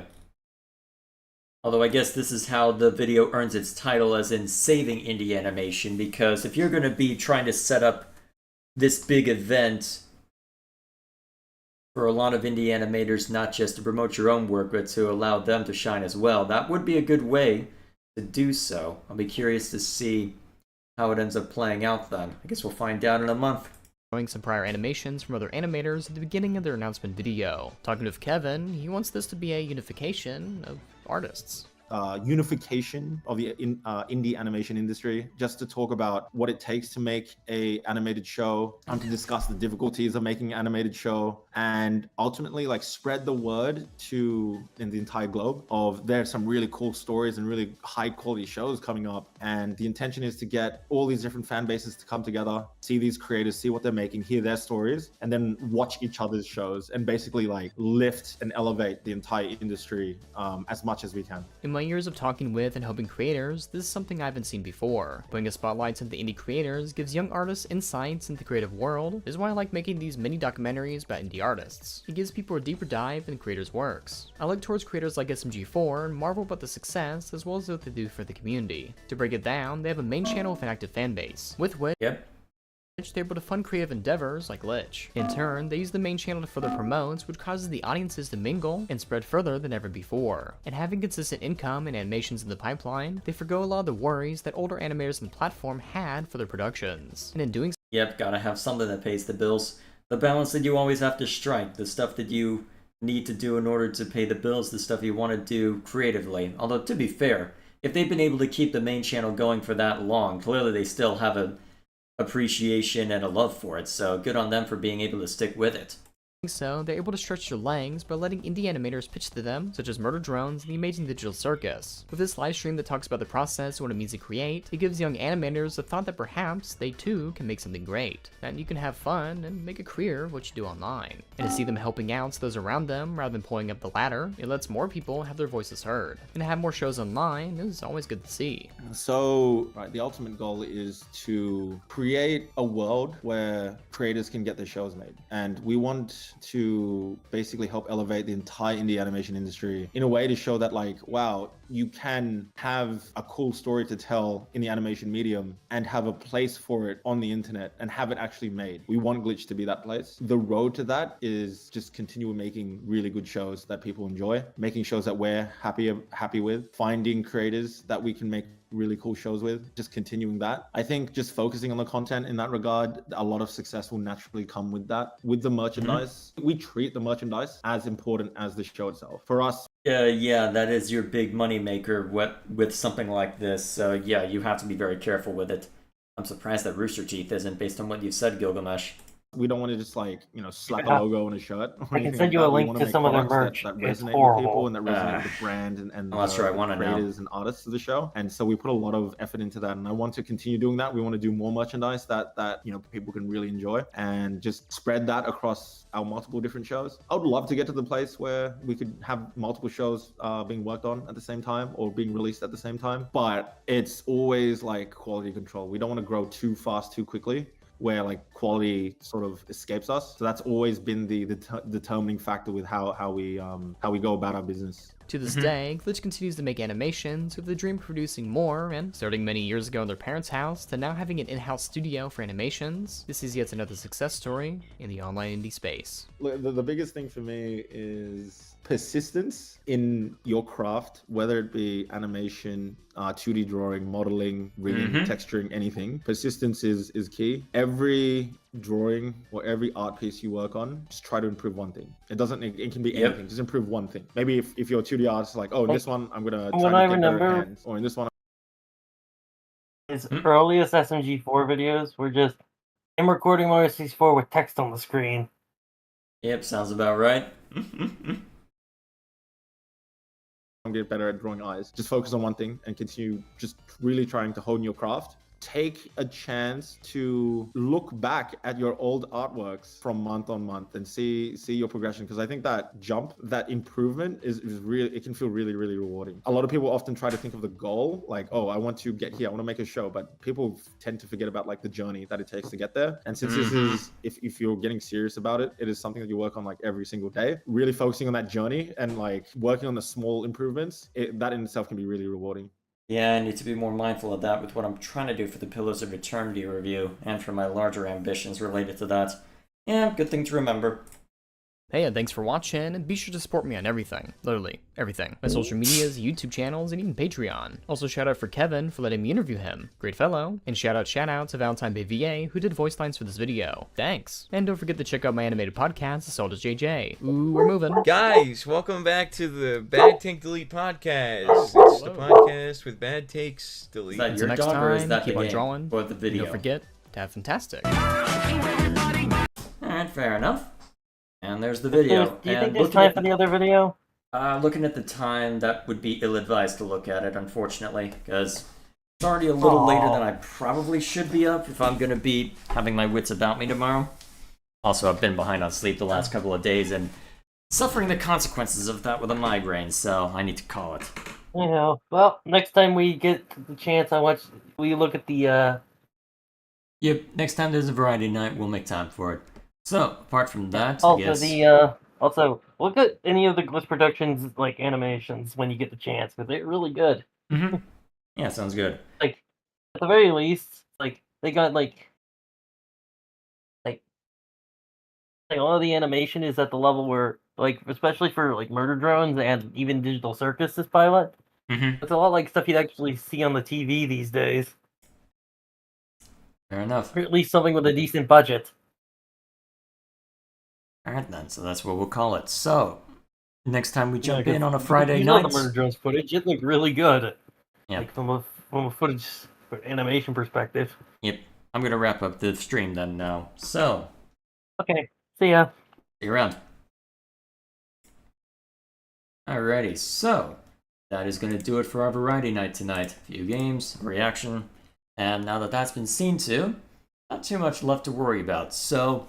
since that I carved time out of our playthrough of Wargroove in order to make this happen, since that I'm using Wednesday as a flexible slot for whatever the heck I feel like, the next time